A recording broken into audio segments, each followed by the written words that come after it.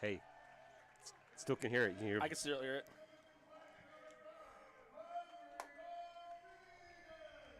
I just sent him a message, so hopefully he'll take us out.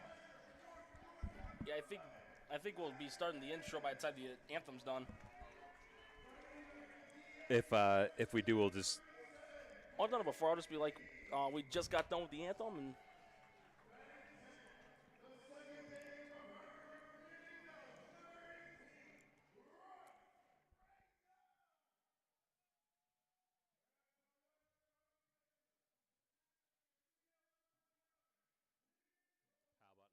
How about now? Still hear it. Yep.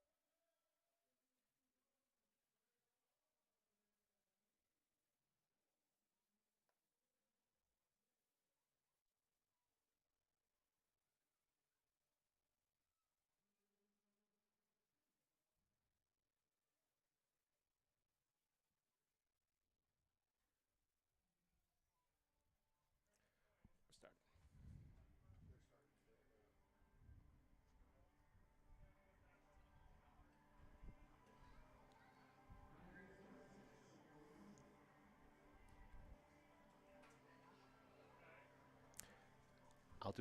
I'll do a quick intro. sounds good.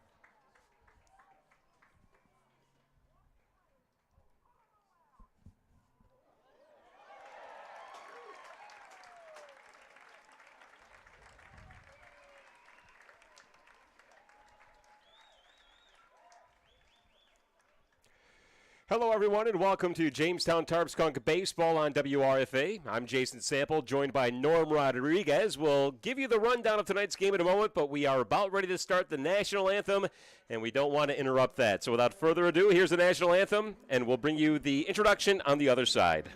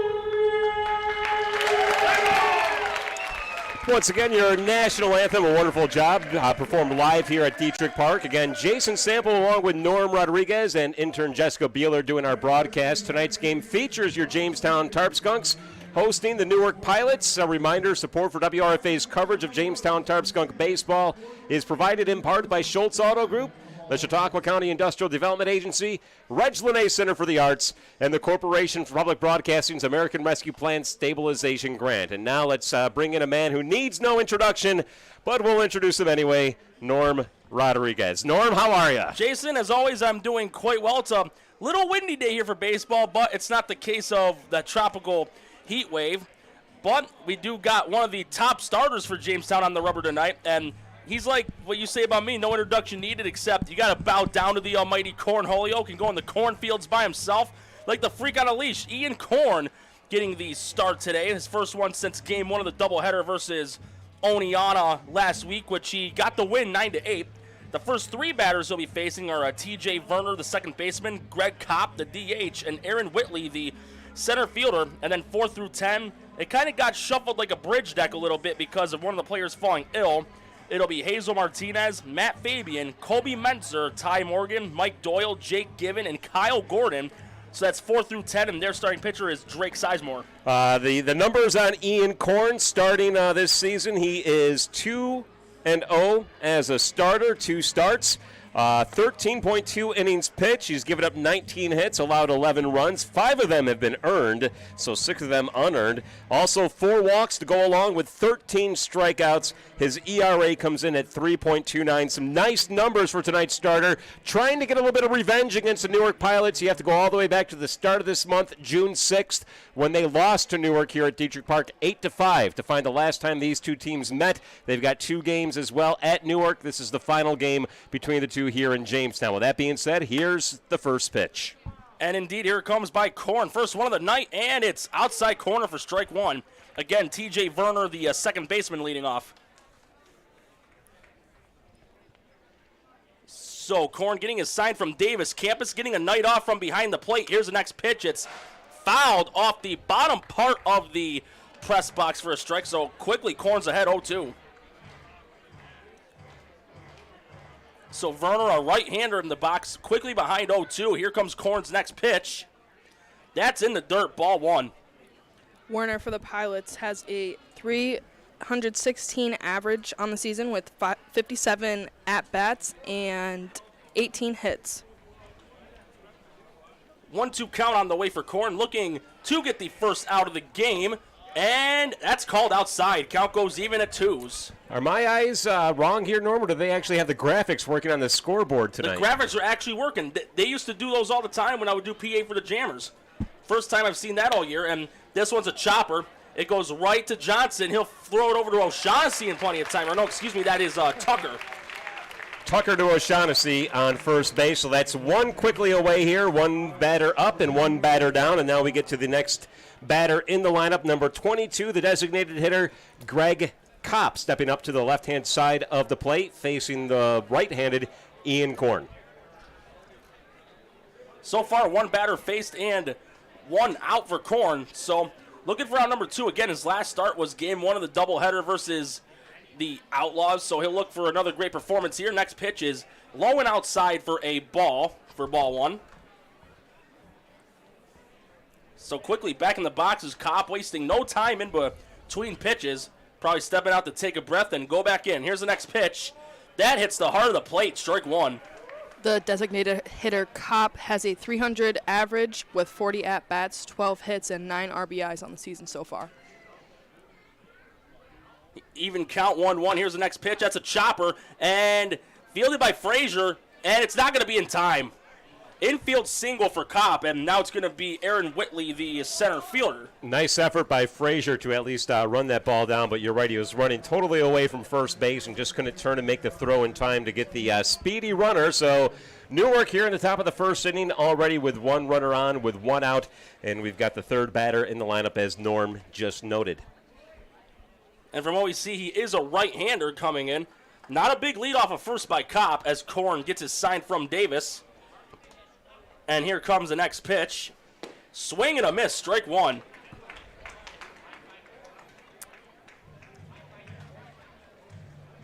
So quickly back in the box is Whitley. Again, Kopp extending his lead this time a little bit off of the first base bag. And here comes Corn's next pitch. Chopper to third. Oh, but it goes underneath Bay for a base hit. So back-to-back singles by the Pilot Bats. And now it's going to be the cleanup man, Hazel Martinez, the first baseman. Yeah, Bay just couldn't get there. Almost was in, he was in range, but couldn't quite get his glove on the ball before it went past him and into left field. So the Pilots now in business with a runner in scoring position and just 1 out. We'll see if they try to advance the runners through a bunt or if they decide to swing away here. With your cleanup hitter in the lineup, I think they're going to swing away. Let's find out. Usually cleanup guys are ones that drive in the runs if there's any in scoring position. As Korn takes a quick check on Kopp, here's the pitch. And that's fouled off and goes over the top of the press box. More than a foot away from us, though, for strike one. In the box is Martinez. He averages a .244 with 41 at-bats, 10 hits, and 13 RBIs. Trying to add to that 13 total here as we approach the midway of the season now. Not bad numbers. Korn taking a check at Kopp. He has the lead at second. Here's the next pitch. Some off speed, but it's high. 1-1. Looking at the standings, by the way, Jamestown comes into today's game with a record of 12-8-1, and the Pilots of Newark are 6-12. I was looking at our sheet here. It said 12-0, but yeah, it had a bad printing. But the next pitch hits the heart of the plate for strike two. Someone forgot to hit the tab key and move that 6 over. 6-12 is the record, though. They're 3-7 in their last 10 games. Korn's got runners on first and second with one out. Whitley's on first, Kopp's on second. 1-2 pitch on the way. Taking a long look at Kopp at second. Here's the pitch. That's outside. Count goes even at 2s. Again, it's Jack Davis behind the plate at catcher for Jamestown tonight. Campus getting a game off. Martinez does have 2 home runs. Are they the only 2 by the team thus far? Yes. Well, here comes the next pitch by Korn. That's outside. Count goes full, and it looks like Davis trying to play some mind games with Kopp, but he's not taking the biggest lead where he may do a delayed steal. Korn, though, not wanting to load up the bases, Martinez, right, with just 1 out. Yeah, and Fabian's up next, the left fielder, Matt Fabian. He is on deck right now, but the count here is full. Here's the pitch. That's outside, ball 4. The fans may not like it. From my view, Jason, that did look like the right call. Yeah, it didn't quite get the edge of the plate. Good idea there, trying to pitch outside and hope to hit the edge, but he was unable to do it. So now we've got bases juiced, and the number 5 hitter stepping up here with Fabian, the left fielder. He has a chance to knock in a run or two with a solid hit, or even a sacrifice fly deep enough will advance a runner to home plate. And the good news is, though, for Korn as well, including home plate, there's a force out at any base. So a simple grounder back to him. He could always throw it to Davis and then throw to first. Here's the pitch. That's outside and high, 1-0. Fabian's average on the season is .132 with 38 at-bats and only 5 hits so far. He has scored 6 runs and has had 5 RBIs. Has yet to hit into a double play as well. I'm looking over your shoulder here, Jess, at his stats, and boy, a double play would be nice right now. Here's the pitch, and that one hits the heart of the plate for strike 1. So we got the grand old triple sticks on the board, a 1-1 count, just 1 out, and Newark with the first opportunity, but for either team to possibly get home a run. They got 2 runners in scoring position, a runner at first. Bases are plugged up worse than a stuffy nose. And here's the 1-1 pitch by Korn. That's fouled off, goes to the backstop, strike 2. Well, he's up in the count now, 1-2. Trying to get out of a little bit of a jam here at the top of the first inning. This is the start of the ball game. Bases are loaded with just 1 out. Ian Korn, who is a solid starter for the Skunks, in a bit of trouble here, but he can get out of it with a strikeout right here, or even a double play, or just an infield out would be nice. I'm sure he wouldn't mind that double play to keep a 0 on the board. Here's the pitch. That's fouled off and going over top the bleachers to keep the count at 1-2. So Korn quickly gets the ball back from Davis. Kopp's the runner at third, Whitley at second, and Martinez at first. Ever since the ground out by Werner, it's been 2 singles and a walk. Here's the 1-2. Swing and a miss, strike 3. Once again, bow down to Cornholio. He needs the strikeout from Lake Titicaca. Yeah, he adds to his total of 13 strikeouts on the season, now up to 14, and he is 1 out away from getting out of this bases-loaded jam, not allowing a run. He does have to face Kobe Mentzner, the right fielder. We'll see what he can do against yet another left-handed hitter. There's a lot of them in the lineup tonight for Newark. So the good news is for Korn, he is able to get the second out, so it's either going to have to be a base hit or a Jamestown error. This is a chopper, goes right to Korn. He'll granny it over to O'Shaughnessy, and he gets out of that bases-loaded jam, and nothing for Newark, and Jamestown's coming up to bat. Yeah, Newark leaves 3 on, no runs scored. We get to the bottom of the first, and Jamestown now has a chance to strike first. We'll see what happens, but first we'll hand it over to Jess, who will thank one of our sponsors. Take it away. Support for WRFA's coverage of the Jamestown Tarp Skunks in 2022 is brought to you in part by Schultz Auto Group. Schultz Auto Group, celebrating over 50 years of serving the community's automotive needs with an excellent customer buying and ownership experience. At Schultz Auto Group, all repair facilities have experienced and factory-trained technicians with state-of-the-art equipment for every automotive need, no matter what engine type, gas, diesel, or electric. The next generation of auto care is already at Schultz Auto Group. Schultz Auto Group, a proud supporter of Jamestown Tarp Skunk Community Baseball on your community radio station, WRFA-LP. For more information, call 1-866-931-2998 or visit schultzauto.com. Thank you, Jess. And as the starting pitcher for Newark warms up here, I'm taking a look at the crowd. A good turnout tonight. I think it's Jamestown Community College tonight. I know Yes, there was several folks from JCC milling around ahead of time, greeting spectators, fans coming into the stadium. And a nice turnout for a Wednesday night ball game. We've got a couple of ball games this weekend. Of course, we have one tomorrow on Thursday, and then we have Friday and Saturday off, Norm, for the 4th of July start of the weekend. But for the tail end of the weekend, you and I will be working both on Sunday as well as on that Monday, the 4th of July itself. But for me, there's nothing more American than Independence Day and baseball. Maybe a little bit of the old apple pie as well, but it's too early in the season yet. But I'm looking forward to coming down here for the ballpark. Second year in a row, we'll be down at Dietrich Park on the 4th of July. Yeah, that's right. And last 4th of July, there was a doubleheader between Jamestown and the Geneva Red Wings, and Jamestown actually won both those games. But it's Drake Sizemore on the mound right now for Newark, and we got the whole Skunks lineup. But here's the first 3 he'll be facing. Leading off, once again, got to do what this guy says because he's known for where the watermelons and tropical fruits grow. Cody Bay, the third baseman, number 7, and then Mark Tucker, the shortstop, number 1, the 2 spot, and then the honorary member of the Murderers Row, as well as the honorary ranger at Jellystone Park, Yogi Hardigan, the left fielder. Then 4 through 10 will be Brandon Lane, Patrick O'Shaughnessy, Nate Johnson, Henry Martinez, Jack Davis, Kane McGee, and the man that makes Mercedes-Benzes look secondary, Royce Frazier. Right on. With that being said, the first batter is stepping up, as Norm noted. Cody Bay, the speedster third baseman, trying to get on base. Single for Cody Bay is just as good as a double or even a triple sometimes. He definitely knows how to make his way around the base paths once he gets on. We'll see if he can do it here as we begin the bottom of the first. No score with Jamestown hosting Newark. Well, here comes Sizemore's first pitch of the evening, and Bay gives this one a good ride to center, but it's going to hang a little too long. And before he took a swing of that pitch, I was going to say Bay, one of the 4 batters with 300 average, and he's got a share for the team lead in stolen bases with Yogi Hardigan. They both got 10. But right now it's going to be Mark Tucker, the shortstop. Yeah, Bay's average will go down a little bit after that fly out to center field. We'll see if Mark Tucker, the shortstop, has some better luck here. Left-handed hitter facing the right-handed pitcher, Sizemore. Yep, and Tucker's also the only switch hitter on the Skunks roster, as the first pitch to him is outside for a ball. Tucker's average is .224 with 49 at-bats, 11 hits, and 11 runs as well. Sizemore getting his sign from Given. Here's the next pitch. That one hits the outside corner to even the count at 1s. So Tucker, a switch hitter, batting on the left side in this at-bat. Here comes the next pitch on the way for Sizemore. And here's the delivery. That one's outside, 2-0, or 2-1, excuse me.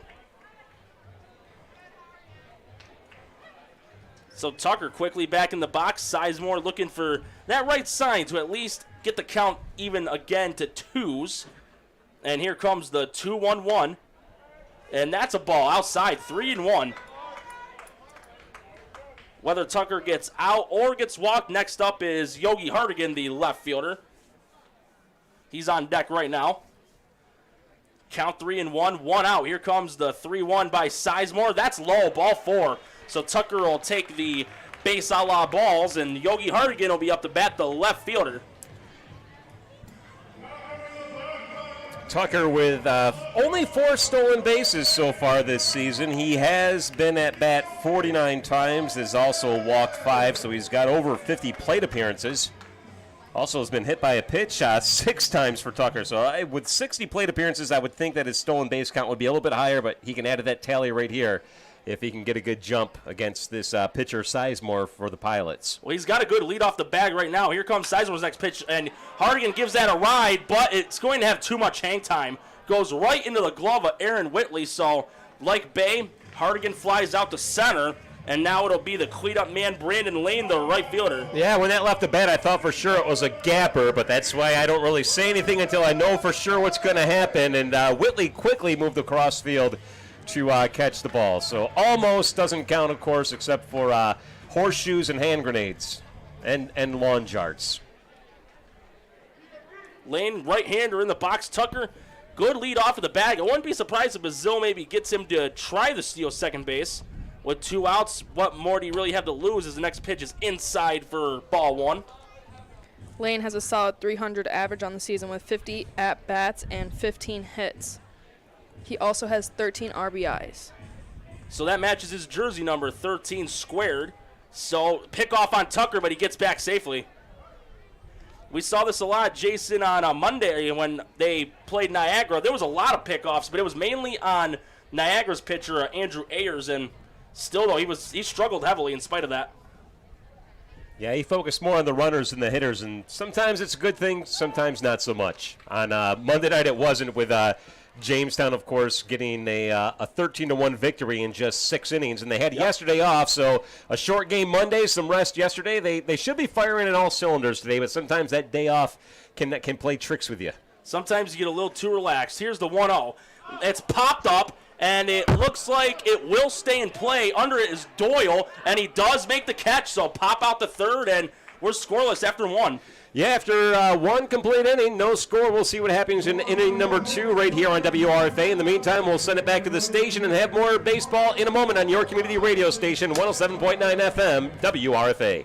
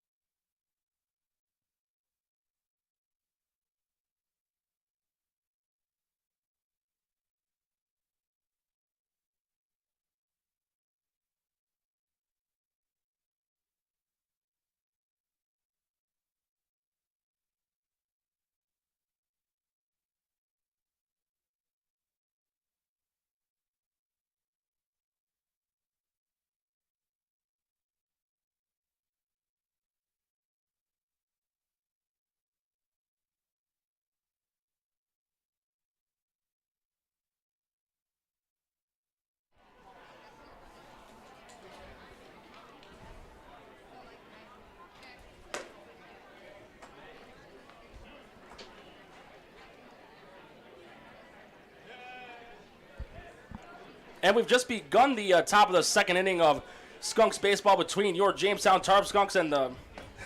Wow, I was delayed.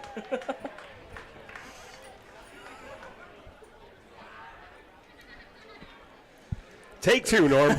Yep, take 2 indeed, Jason. Pun entirely intended as we just started the top of the second inning of Skunks baseball right here on WRFA as Corn's in a 1-1 count right now with Ty Morgan. Next pitch to him is high and outside for a 2-1 count, so it's Morgan, Doyle, and Given that Corn will be facing to start off the top of inning number 2. Counts 2-1 right now, and here comes Corn's next pitch. And that's a hard hit, but it's going to be a high flyer into right. Under it is Lane, and he makes the catch for the first out. Yeah, can of corn for Lane. Didn't get a chance to talk about the batting average for Morgan, but I will tell you, number 4, Mike Doyle is stepping up. He's the third baseman, and Doyle is .219 on this season. We'll give more stats here in a moment. So he's just a shade over that Mendoza line as Korn prepares those next pitch. So far, offensively for Newark, no runs on 2 hits. Next pitch on the way is low for ball 1. Korn in a bit of a jam back in the first inning. He'll see if he settles down here. Already 1 out, though. That's always a promising sign here in the second inning. But here's the 1-0 by Korn on the way. That hits the outside corner for a strike, strike 1.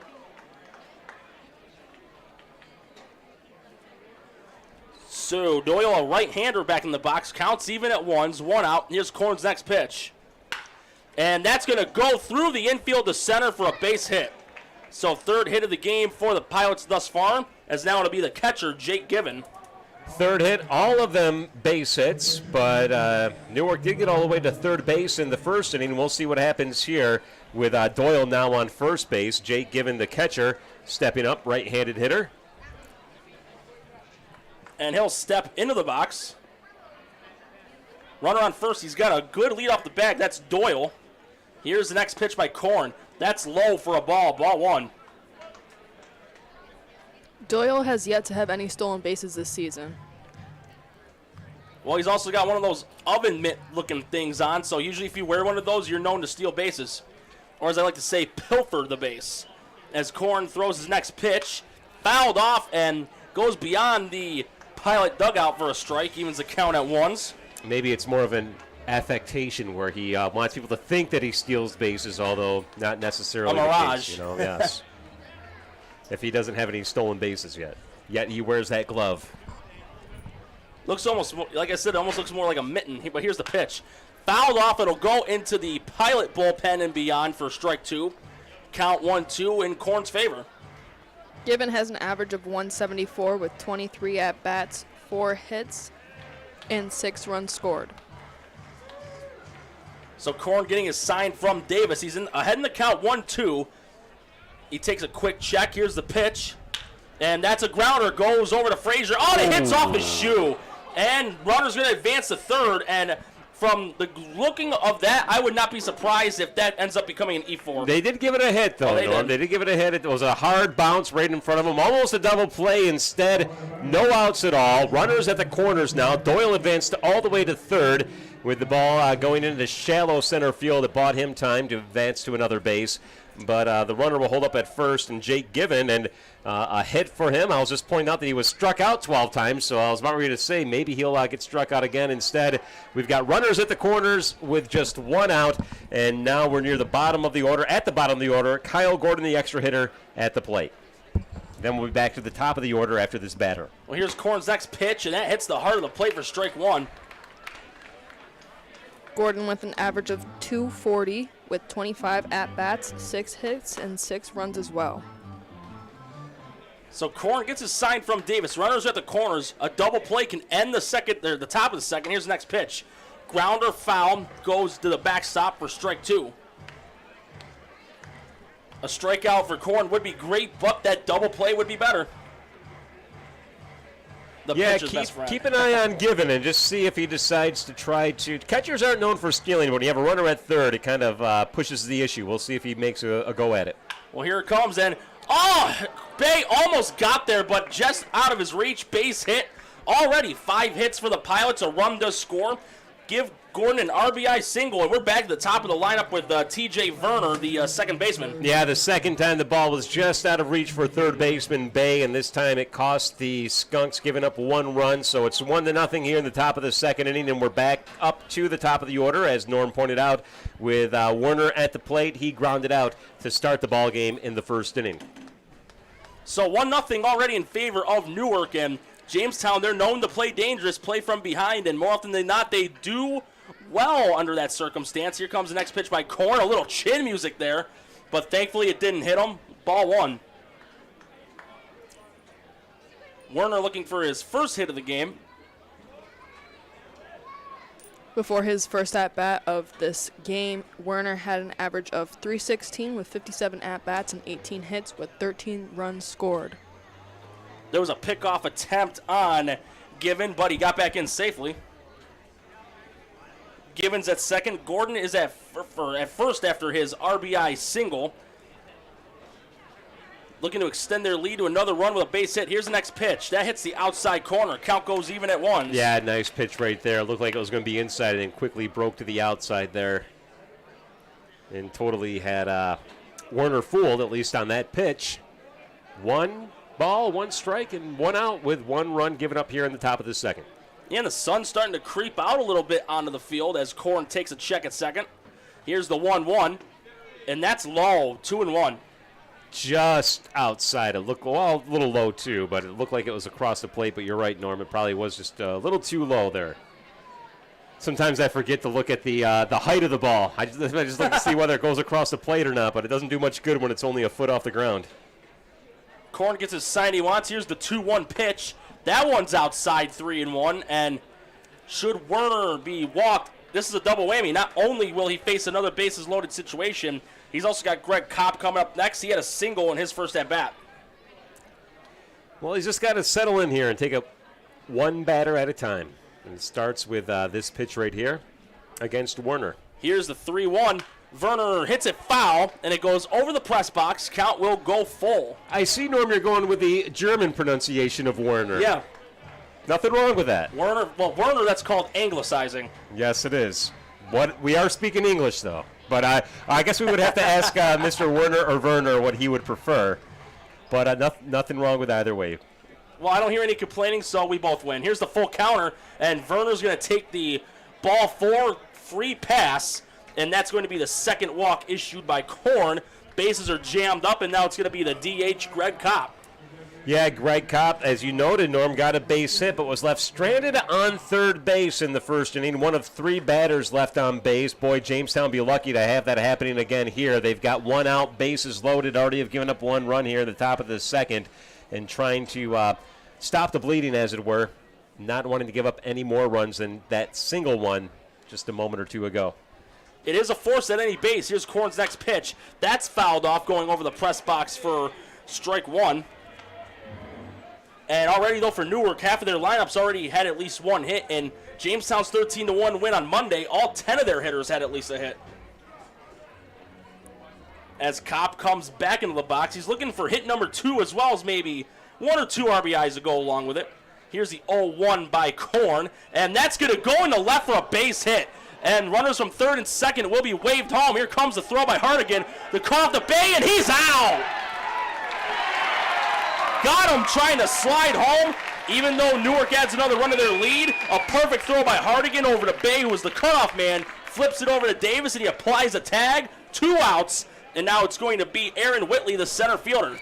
Yeah, manager for Newark, Brian Griesman, not too happy, the head coach. He felt that the runner got under that tag and crossed the plate before the tag was applied, but the umpire, who had a really good view, thought otherwise, called the out, but another run does score, and now it's 2-0 with runners at first and second with 2 outs.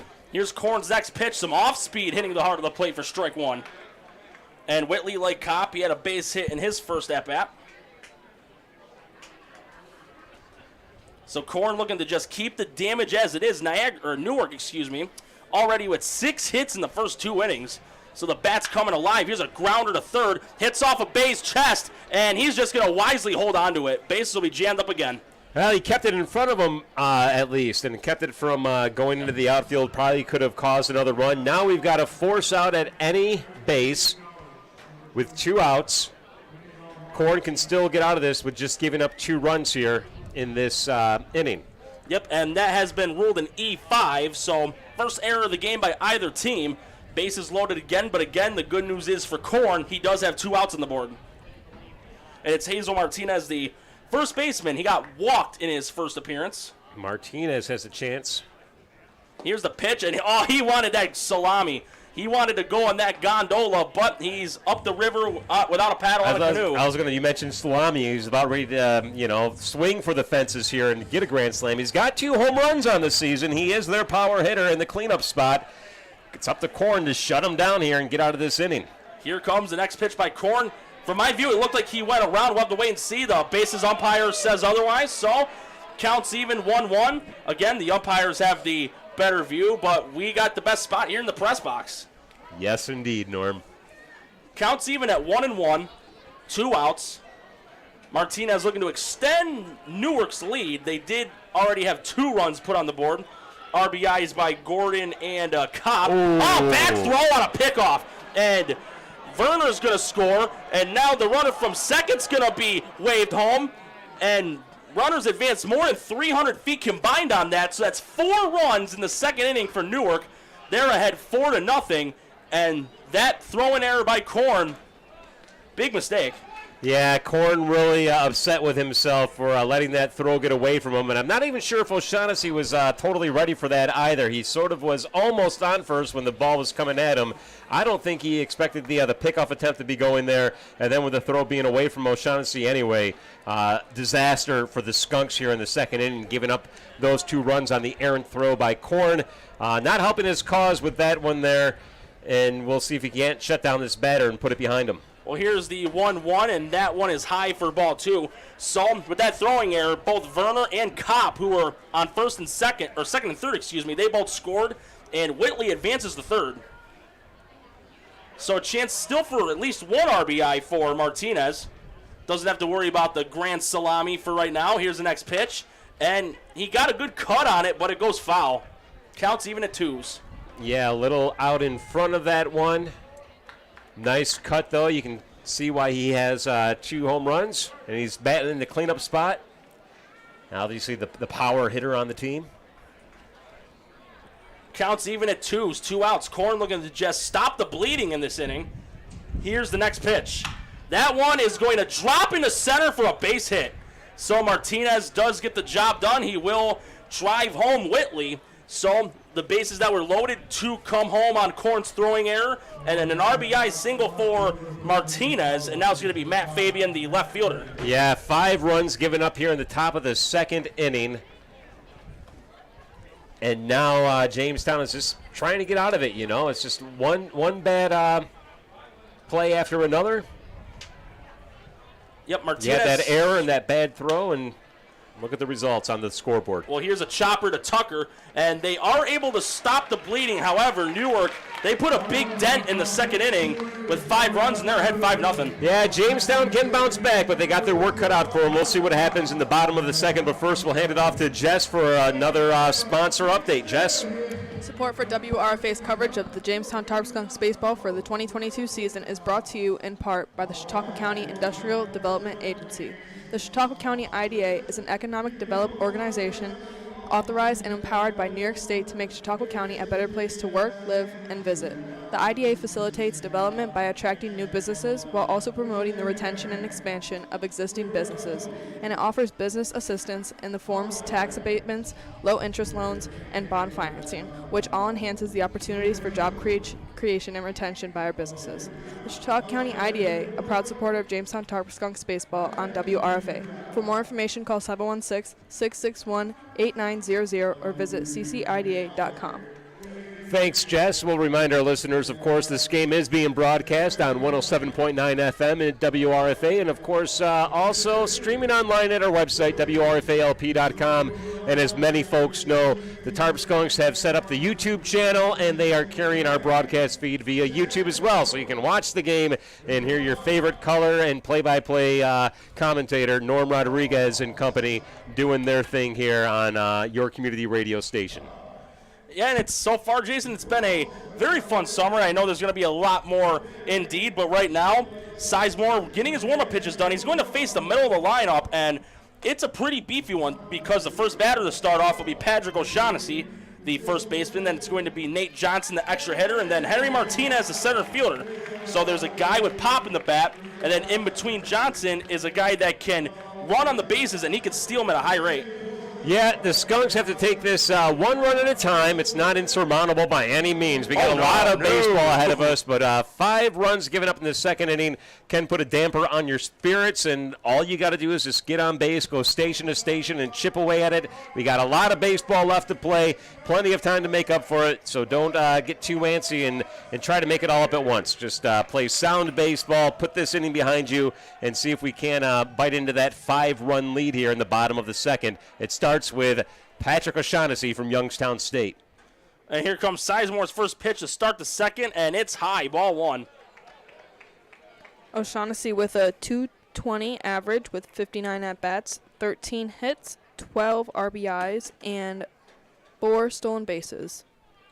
Here comes Sizemore's next pitch on the way. That's inside 2-0, and his batting average, though, it is deceiving. O'Shaughnessy, again, he's one of those guys that's very patient in the box, waiting for that right one to hit into the outfield. He's ahead in the count right now, 2-0, and Sizemore about to throw his next pitch to him.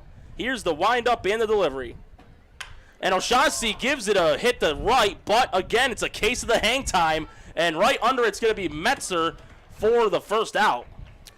So 1 out quickly away here. We move on to the next batter in the lineup. That'll be the extra hitter tonight, number 12, Nate Johnson, trying to get on base. The Skunks did have 1 runner left on base last inning.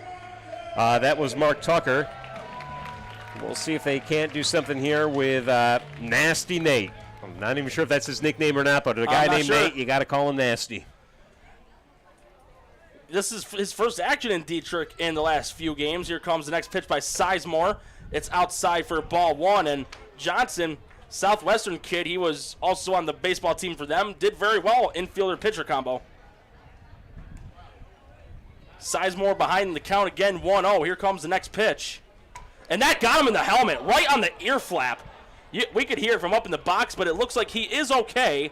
He's still standing upright, and he's going to take his base over to first, and this could be the rally starter they need. Actually, it looked like with the helmet, but he's holding his hand. I think it came off the bat. That sound, that ping we heard was actually coming off his hand and then the bat. So the good news is it didn't hit him in the head, but it did hit him in the hand, and his coach is looking it over and seeing just what kind of damage was done, and, of course, they're going to bring over a team medic? Yeah, the team medic just to check things out. I mean, obviously he's standing up. He might have got it squashed and pinched pretty good.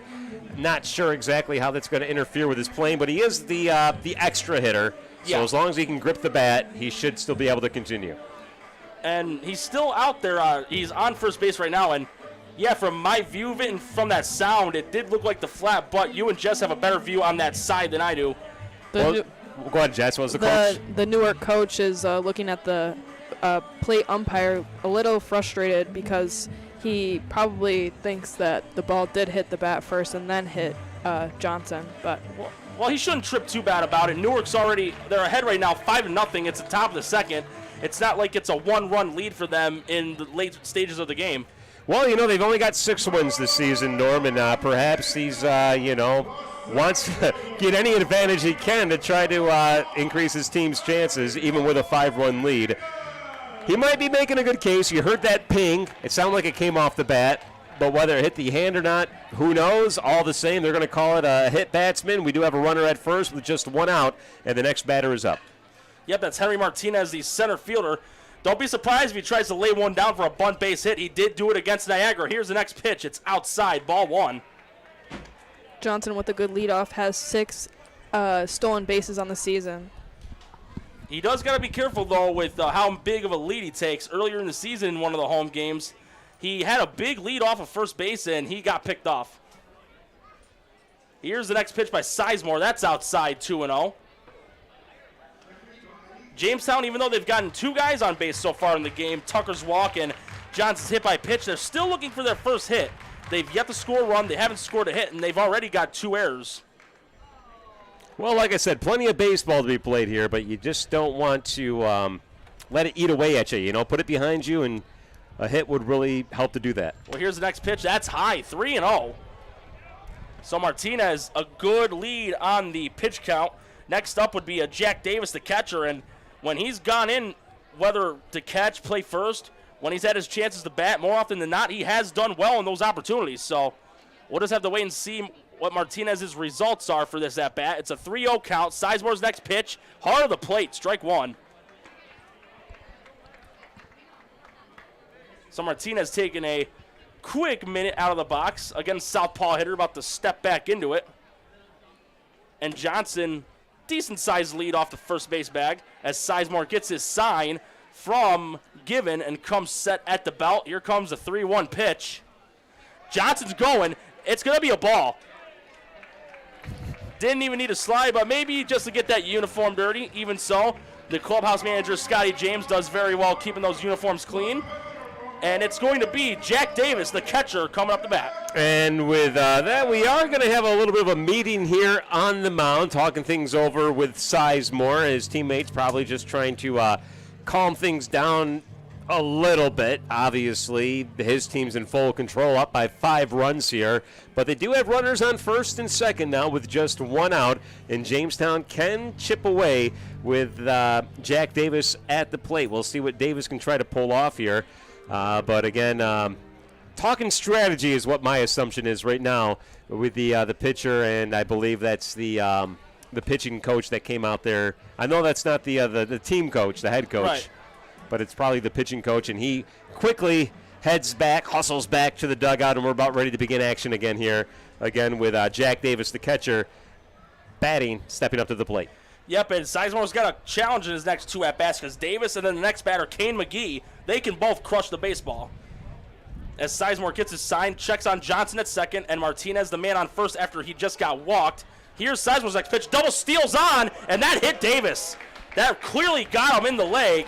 So second hit batter in the last 3 for Sizemore, and now it's going to be Kane McGee. I'm sure with him coming in, he's aching to hit one over to wherever the Mountie station is for a grand salami. Well, Moose McGee here had a really nice hit about a week ago or so. Nice double. It was his only hit on the season, but he hasn't gotten a lot of plate appearances either. Jess will give us the numbers here in a moment if we have a long enough at bat, but right now he can really do some damage with a nice solid rip. We'll see what the Moose can do stepping up to the plate, left-handed side. Here's the next pitch. That's high, ball 1.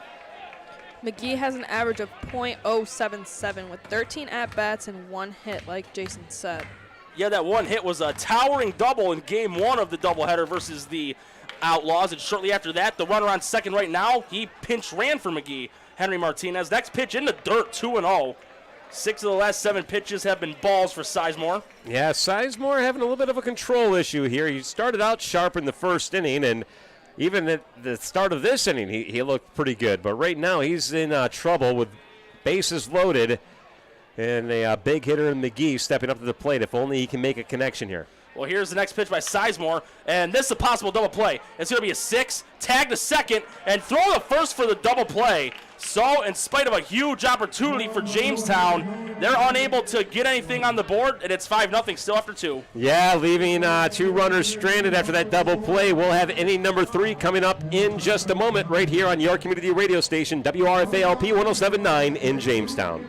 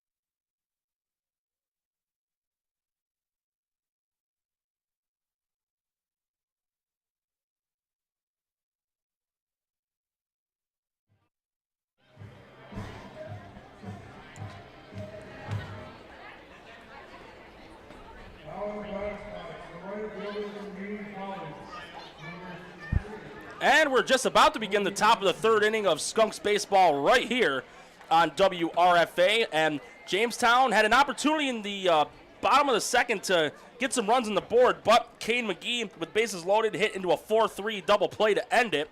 And here comes Korn's next pitch to start the third, and that hits the inside corner for strike one. It's going to be Mentzer and then Morgan and Doyle. So Mentzer was the only batter not to hit in the second inning for the Pilots. And here's Korn's next pitch, fouled off, strike two.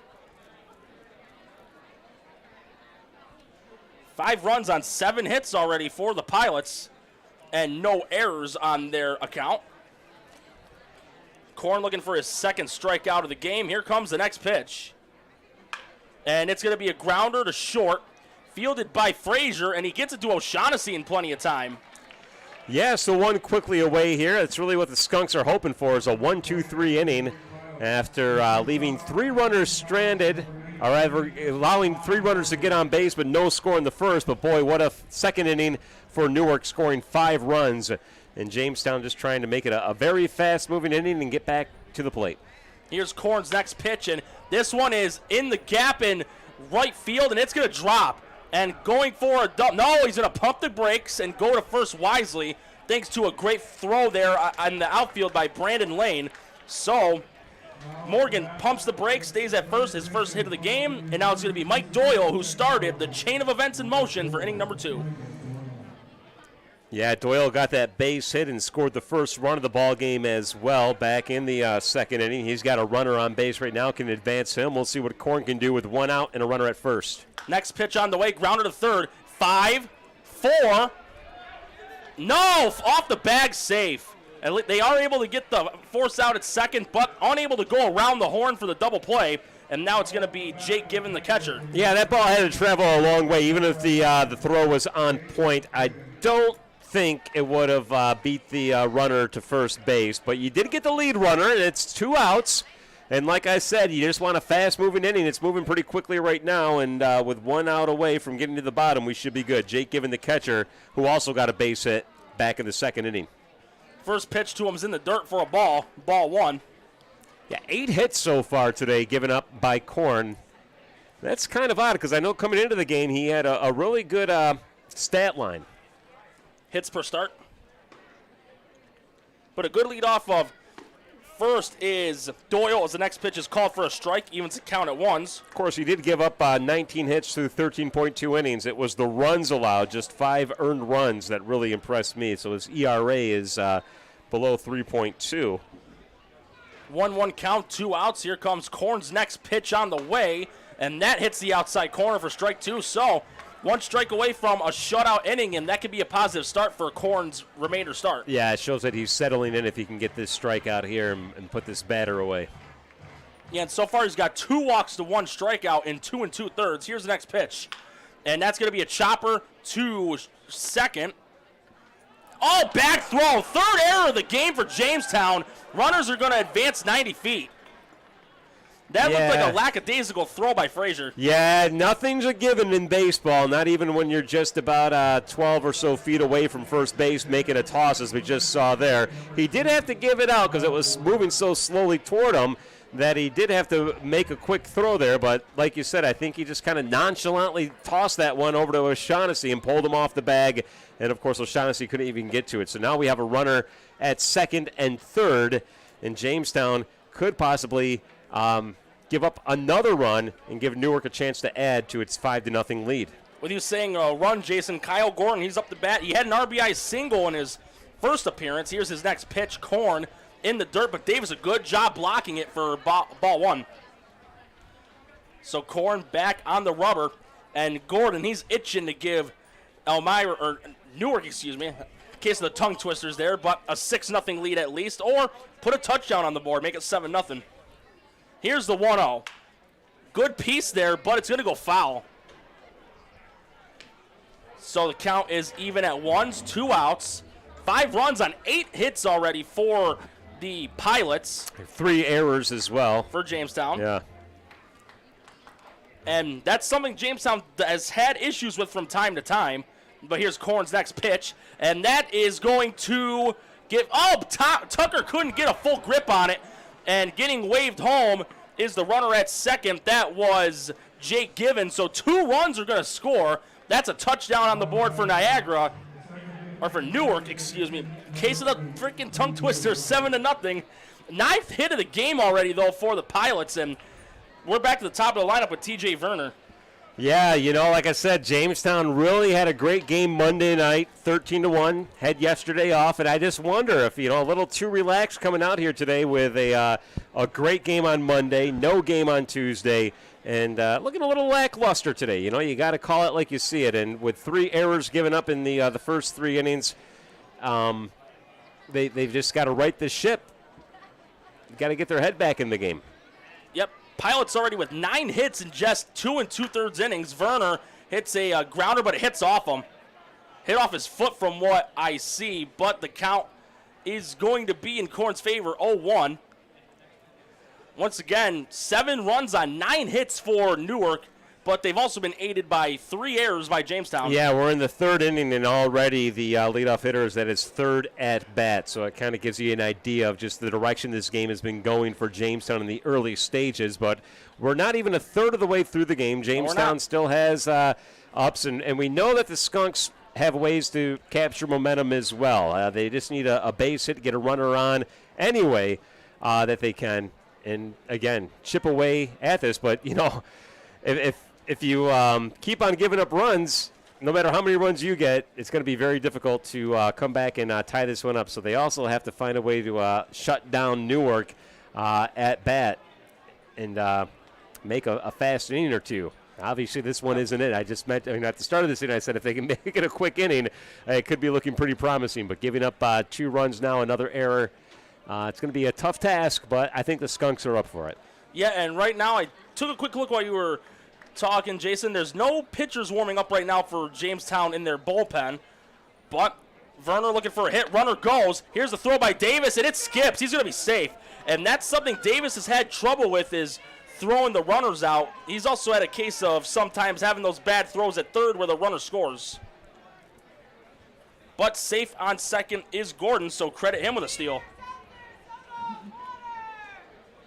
So runner in scoring position, and should Werner get a base hit, that'll already put Newark at 10 hits on the game and possibly 8 runs. Korn gets his sign, takes a check, and here's the pitch. That one's outside, 1-2. So 2 runs in this inning so far for the Pilots. They'll look to have another liftoff here, get the 3rd run of the inning. Korn looking for that right sign from Davis, shakes off one. And he's waiting, shook off a couple, but now he's got the one he wants. It's a 1-2 count, 2 outs. And here comes a pitch. First, he takes a check at second. And here's the delivery. And outside the umpire calls. Counts even at 2s. And from Korn's reaction, he doesn't look happy either. He walked off the belt, but I got to give him credit, though. He did not yell at the umpire. I think he was just yelling at himself. Yeah, a couple fans were a little angry. I could hear them giving the umpire an earful, but it's only a 2-2 count with 2 outs here. Yep. He could still get a strike or any out of any kind. Here's the pitch, and this is going to be a grounder to Frazier, and he will get it to O'Shaughnessy in plenty of time. However, Newark adds another 2 runs to their lead, and they're up 7-0. Yeah, they're up 7-0 here. We'll take a quick break. Jess will thank another one of our sponsors. Take it away, Jess. Support for the Jamestown Tarp Skunks on WRFA Radio is brought to you in part by businesses and listeners like you. WRFA is a non-commercial, non-profit community radio station that relies on contributions and donations from listening community to keep our programs on the air. If you appreciate and enjoy this broadcast or any other program available on WRFA, consider making a donation of any amount by clicking the donate button at our website, WRFALP.com. It's fast and easy. Checks of any amount can also be made out to WRFA Radio and mailed to the radio station at 116 East 3rd Street, Jamestown, New York, 14701. Local businesses are also encouraged to sponsor programming on WRFA. To learn more about becoming an underwriter for broadcasts of the Jamestown Tarp Skunks, call 716-664-2465 extension 209 or email WRFA@reglanay.com.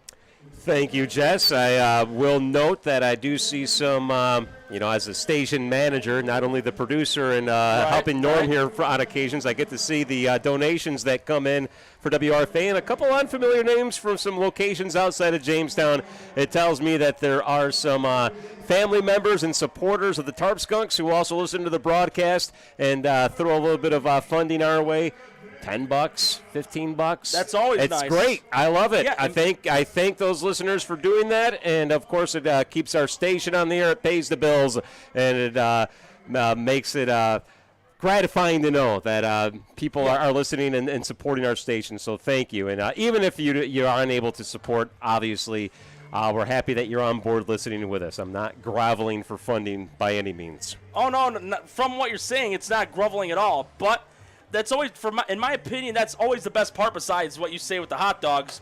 Getting to interact with some of the players after the game and say, hey, my grandma liked your broadcast, my mom, my dad, my family. It's always a great feeling to hear that. No, it's not an arrogance, it's humility. Yeah, and I was tongue-in-cheek when I said that hot dogs were my favorite part of the coming to a baseball game. It is nice, of course, but it's also great to talk with fans and players and, of course, the whole support network.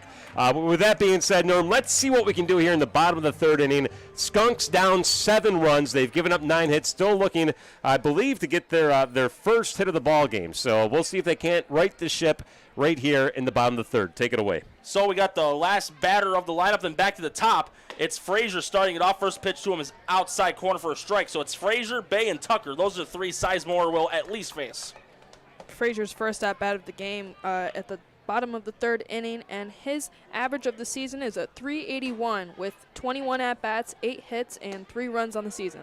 Next pitch to him was high for a ball. Count goes 1-1, and on Monday he had a scary incident where he tried stealing second, inadvertently ran into the guy who received the ball from the catcher, but I did talk to him after the game. He was okay, but here comes the next pitch to him, and that's inside 2-1. Yeah, Frazier, somewhat of a newcomer to the team. I think he joined about 2.5 weeks ago or so. Wasn't here at the start of the season, but he's really come on board and done a super job as he's somewhat of a newcomer to the Skunks. Here's Sizemore's next pitch. Frazier, he gives it a good hit to center, but again, the case of the hang times goes right into the glove of Aaron Whitley for the first out. So not necessarily fully polishing the Rolls Royce as we're back to the top of the lineup with Cody Bay. Yeah, we talked about how at the top of this inning, Newark had already batted around twice, and the leadoff hitter was already at the plate for a third time. Jamestown now finally back to the top. Cody Bay, the leadoff hitter, with his second at-bat. He flew out to center field his first time at the plate.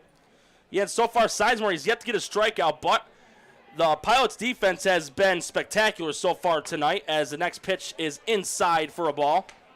That was a changeup if I ever saw one. It could have sat down and did this little piggy went to market and stood up, and by the time it arrived there. Well, Bay couldn't hit that a wee all the way home. Here's the next pitch by Sizemore. That's in the dirt, 2-0. Yeah, Bay, he's kind of like O'Shaughnessy as well at the plate. Very patient, waiting for that right pitch, but his first at-bat, he swung at the very first one. So he's ahead in the count right now, 2-0, 1 out. Jamestown looking to start a rally, and again, it's only the bottom of the third inning, still too early to hit that panic button. Next pitch hits the heart of the plate for strike 1, count goes 2-1. As Bay quickly steps back into the box. He's been now the leadoff guy for Jamestown the last several games. Sizemore getting his sign from Given. Here's the 2-1. Outside corner, count goes even.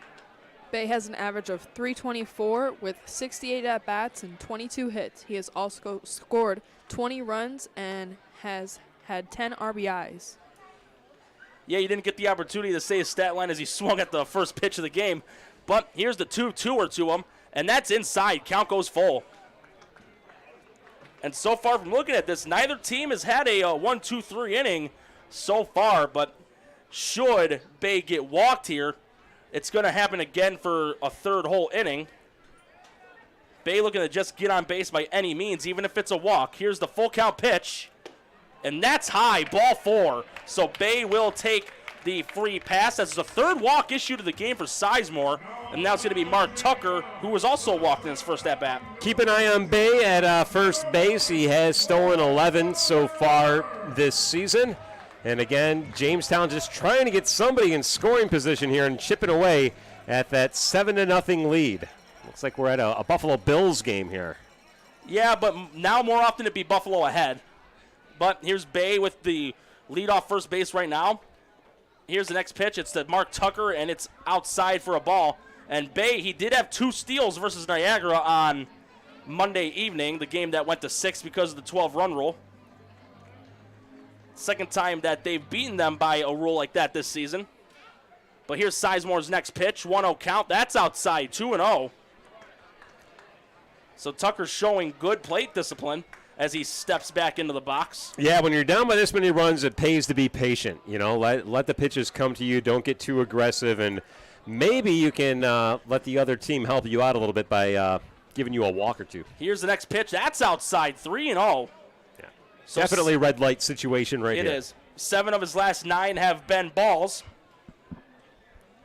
As Sizemore is back in the belt again. It's a 3-0 count. In danger of issuing his 4th walk of the game and his 2nd in a row. Here's a 3-0 pitch. And that's a wild throw, ball 4. And if there would have been not enough time for giving, Bay could have advanced to 3rd if there was. But runners are station to station. And now Hardigan's coming up to bat. He's also known for driving in runs as well as for having lightning bolts under his cleats. Yeah, Yogi has a great batting average, and he can really help the cause here by getting a solid hit. We've got Bay on second. I would think a base hit should score him, depending on where the ball goes. But, again, don't get too aggressive and take it one pitch at a time. Station to station. Sizemore takes a check at Bay. He's on second. Tucker's on first. Here's the pitch. That's outside, 1-0. Sizemore starting to lose his control, and it's gotten progressively worse since the 2nd inning. Certainly, I agree totally with that, Norm. You can tell that he's just having a little bit of issues trying to push it across the plate at this point. Was that 4 pitches that last at-bat? All of them were balls? Yes. 8 of the last 10 have been as well. Oh, here's a check on second. Sizemore's got to be careful because if you start and stop, you will get called for a balk. It did happen to Ayers the last time Jamestown was at home against Niagara.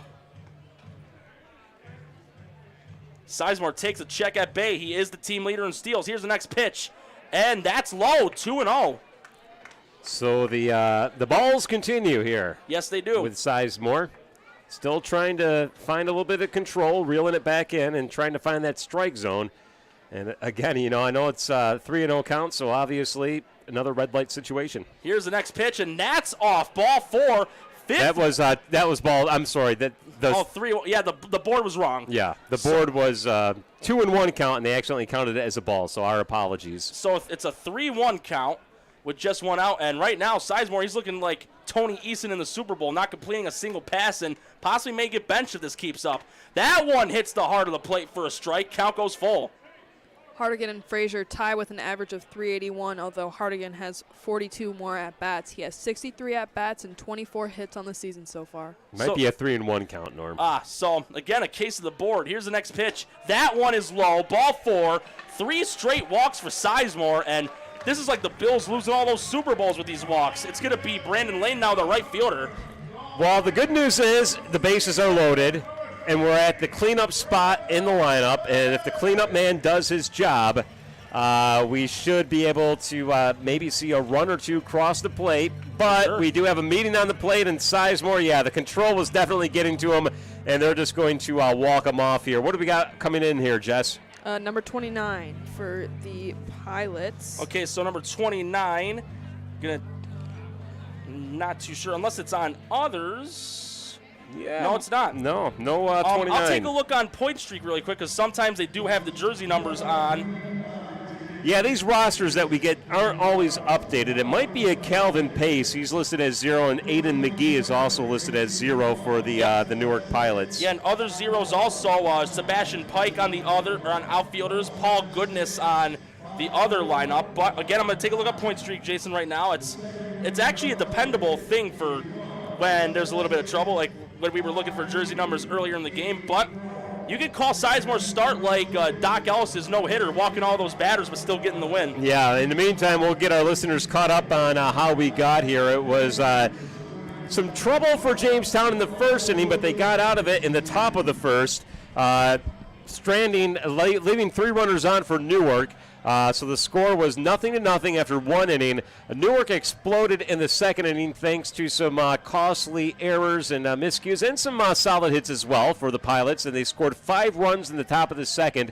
Jamestown unable to push anyone across home plate in the bottom of the second. Newark added 2 more runs in the top of this inning, the third inning. And here we are in the bottom of the third, and Newark has now pulled its starting pitcher, Drake Sizemore, who leaves after 2 innings and 1/3 pitch with runners on all bags, and we have the cleanup hitter up, and now Norm says, I got it. What do you got, Norm? It is Sebastian Pike. He's number 29, and I do also got a pitching stat line for him. So far, his ERA is a flat 9. He's appeared in 1 game, 2 innings pitched, 3 hits allowed. And once again, it is Sebastian Pike. He is from Newton, Massachusetts.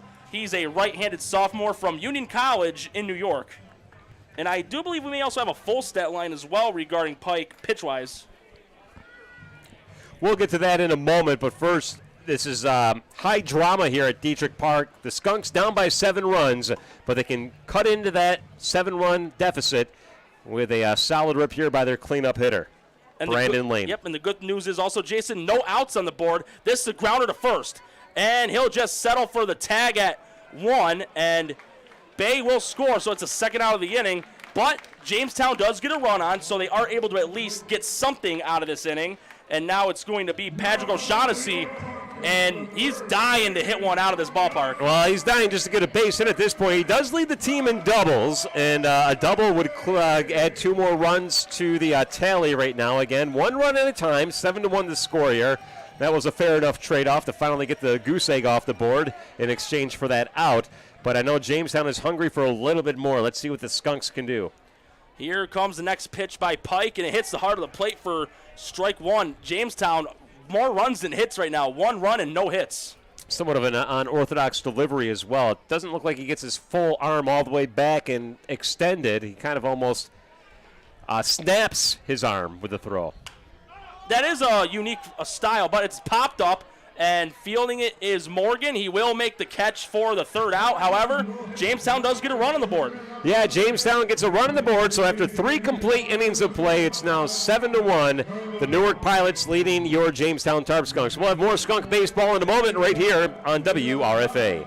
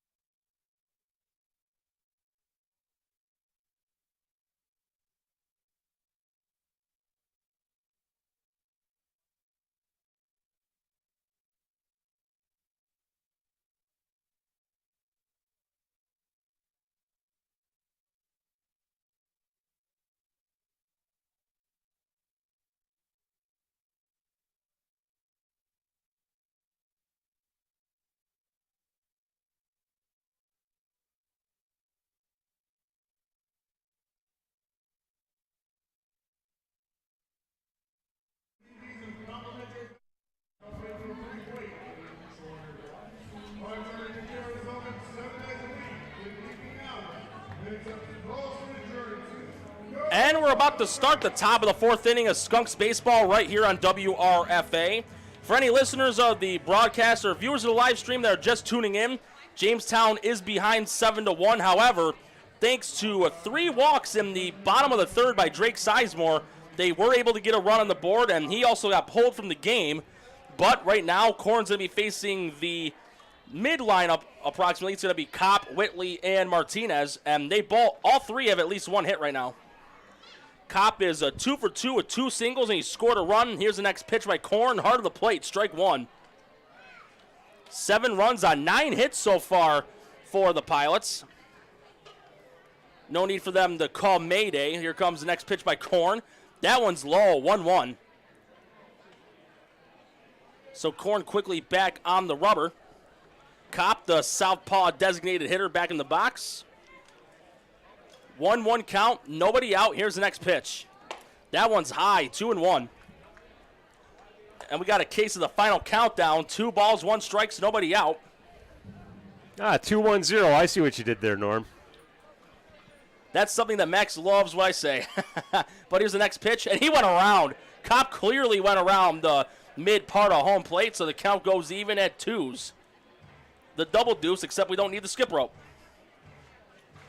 Kopp quickly back in the box. Not seeing any warm-ups pitching right now for the Skunks in the bullpen as Korn strikes out Kopp looking. Once again, the almighty Cornholio, the freak on the leash in the cornfields. Another strikeout for him, and it'll be Aaron Whitley coming up. What is that? His third strikeout of the game or second? Second. Second one.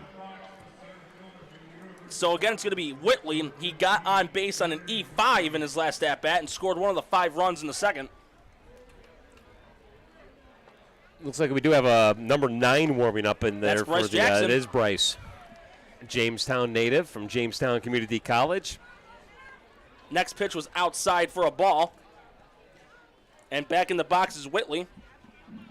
He's looking for his second hit. He's singled in the first. Next pitch, hard of the plate for a strike. Strike 1. So back in the box quickly is Whitley. Both batter and pitcher wasting no time between pitches. Here's the next one. Chopper to third. Bay catches it. Double step, throw to O'Shaughnessy just in the nick of time. So 2 outs. Now to be Hazel Martinez, the first baseman.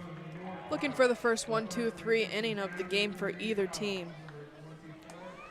Boy, after the second inning and even the third inning, it'd be nice to see. The second inning, of course, Skunks giving up 5 runs, 2 more in the third inning. A 1, 2, 3 inning would be nice to kind of quiet down this Newark team that's sort of surprising us today with their record being 6-12 on the season, but not looking like it here today at Dietrich Park. Yes, the next pitch was inside for a ball 1. Martinez had an RBI single in his last at-bat. Next pitch hits the inside corner for a strike.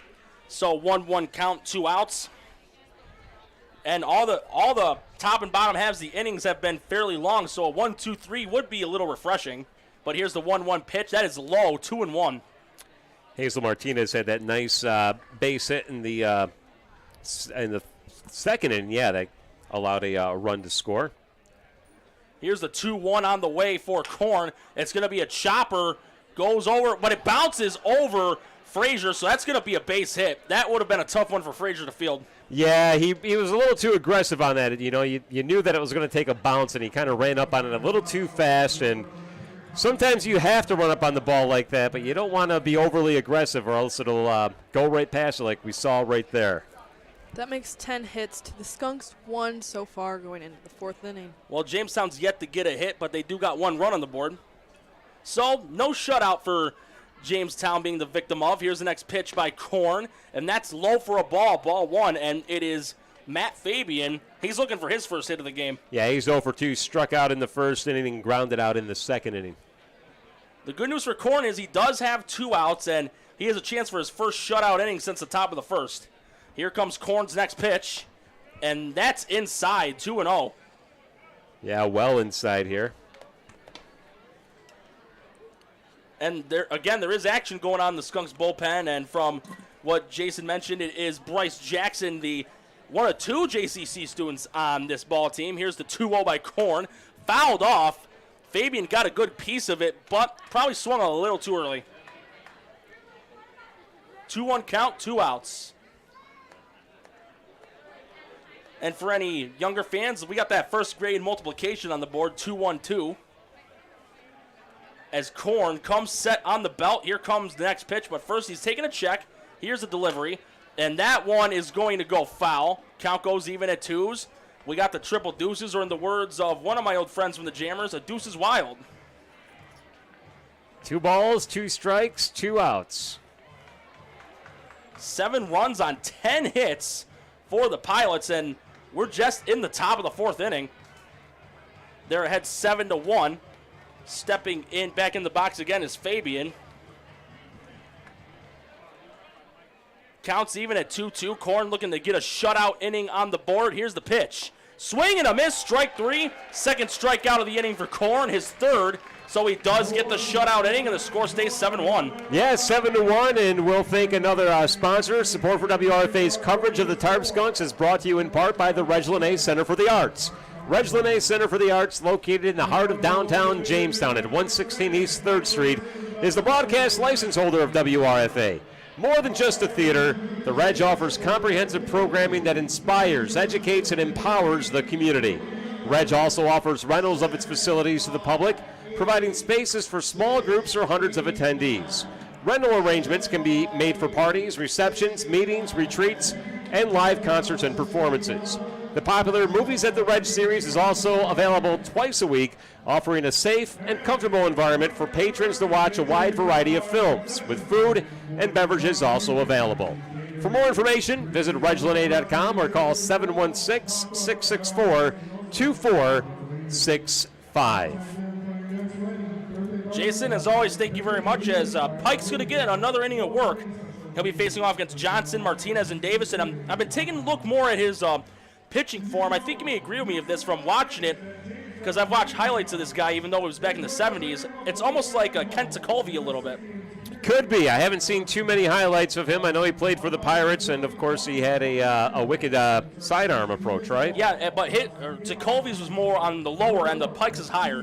Right. Higher on the arm. There's a great photograph of him in action in the middle of a delivery, and his arm is so warped, and you'd swear it was a Picasso painting, because it looked like it was so abstract the way his arm is twisting and angling in a way you couldn't think that a human could twist their arm without it being forced that way. He had a really good whip on it, and that's exactly what we're seeing here is, again, more of a whipping action than a straight-up throw. Indeed, and he did save 3 games in the 79 World Series, so last World Series I believe they won to date, but here's Pike's next pitch, and it's again Johnson, Martinez, and Davis due up. The first one was a ball that was low. And at least it was in my lifetime, Norm. 79 Pirates. Yeah, wasn't that old, but at least I was alive. And my dad was in high school. Yeah. But next pitch was also inside 2-0, and Johnson, he got hit by a pitch in his last at-bat. Here's the 2-0 by Pike, and that hits the heart of the plate for strike 1. Count 2-1, nobody out as we have started the bottom of inning number 4. Jamestown still looking for their first hit, though they do have a run on the board. Here's the next pitch. Outside corner, count goes even at 2s. The 1 run Jamestown got in the bottom of the 3rd, that was thanks to 3 walks issued by Sizemore before Korn came in to finish off the bottom 3rd. Here's the next pitch. That one's popped up. Looks like he'll stay in play. Martinez calling for it. He makes the catch. 1 out, and now it's going to be Martinez, the center fielder. Yeah, Henry Martinez walked back in the 2nd inning. Yeah, and he got left behind at second base. That was the moment when they had the bases loaded with only 1 out. So Martinez looking to get a hit on the column for the Skunks. Still only the bottom of the 4th inning. Here's the next pitch, and that is outside, ball 1. I was waiting for the umpire's call for that one, in all honesty. But it goes in favor of Martinez. It's a 1-0 count. Again, he got walked in his last at-bat. Here comes the next pitch by Kane. Almost got him on the elbow, but it hits the inside corner for a strike. Yeah, you would think by the body language that was a little too inside for him, but instead it just hit the corner and is called a strike by the umpire. So we got a 1-1 count with 1 out. And here's the next pitch on the way. Almost in the same spot as the last pitch was in the inside corner. Count goes 1-2. Yeah, Pike looks almost, I don't want to say his delivery is effortless, but it doesn't look like he's really putting a whole lot into it. Almost could be one of those eephus pitches. That one looked like it had a little smoke. Yeah. But it went inside for a ball. Counts even at 2. His last 3 have been painting those inside corners. he was on that so tight, I don't think he'd be able to paint Starry Night. But right now the count's even at 2 as Martinez looking to get the first hit of the game for the Skunks. Here's the pitch. It's going to be a grounder right to Martinez, and he will just tag the bag himself. So 2 outs, and Davis up to bat, and Pike, he has a chance for the first 1-2-3 inning by either team. Yeah, Martinez there with another solo out at first base. He got the pop up, and now he just fielded the grounder and stepped on the bag.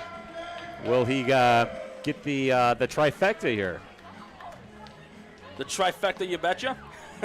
But Davis, he got hit by a pitch in his last at-bat. He is in the box, right-handed hitter, as Pike throws his next pitch. Davis tried to bunt, but he aborted, and it went inside for a ball. Be hard to get the trifecta. I think he would have to tag out the runner. So if it was a short grounder to first, he could run up and tag him. But he caught the pop fly. He fielded a grounder. You would have to make a tag to get a trifecta out. And a natural trifecta all in the same inning. The hat trick. Davis gives that one a ride to left, base hit. First hit of the game for Jamestown. The first 3 2/3 innings, it was a combined no-hitter. But right now it's going to be the Moose, but he does not need Rocky with him. Moose McGee. Yeah, no trifecta there, and now the Moose can turn things around a little bit here. He did hit into the double play the last time he was at bat, and he was frustrated with himself for that. I think the bases were loaded. Yes, they were. When he did that, so he can make up for it right here. Obviously, nobody in scoring position, but he does have a chance to advance a runner, and who knows, maybe we'll see a stolen base here. Here comes Pike's next pitch, and that's low, ball 1, and Given faking out a throw to first, but gets it back to Pike. And even though McGee's only had 1 hit on the season, he has gotten good licks on the ball, but it's either just been a case of the hang time or it was just a lowly grounder. There's a reason he's still in the lineup. Well, here's Pike's next pitch, and McGee, he gives it a wallop, but it's a high popper in the shallow outfield. Calling for it is Menser. He does make the catch, so despite getting their first hit of the game, score still 7-1. Yeah, 1 runner left on here. We'll head into the top of the 5th in just a moment. First, we'll take a break right here on your community radio station, WRFA-LP 107.9 in Jamestown. Support for WRFA's coverage of the Jamestown Tarp Skunks.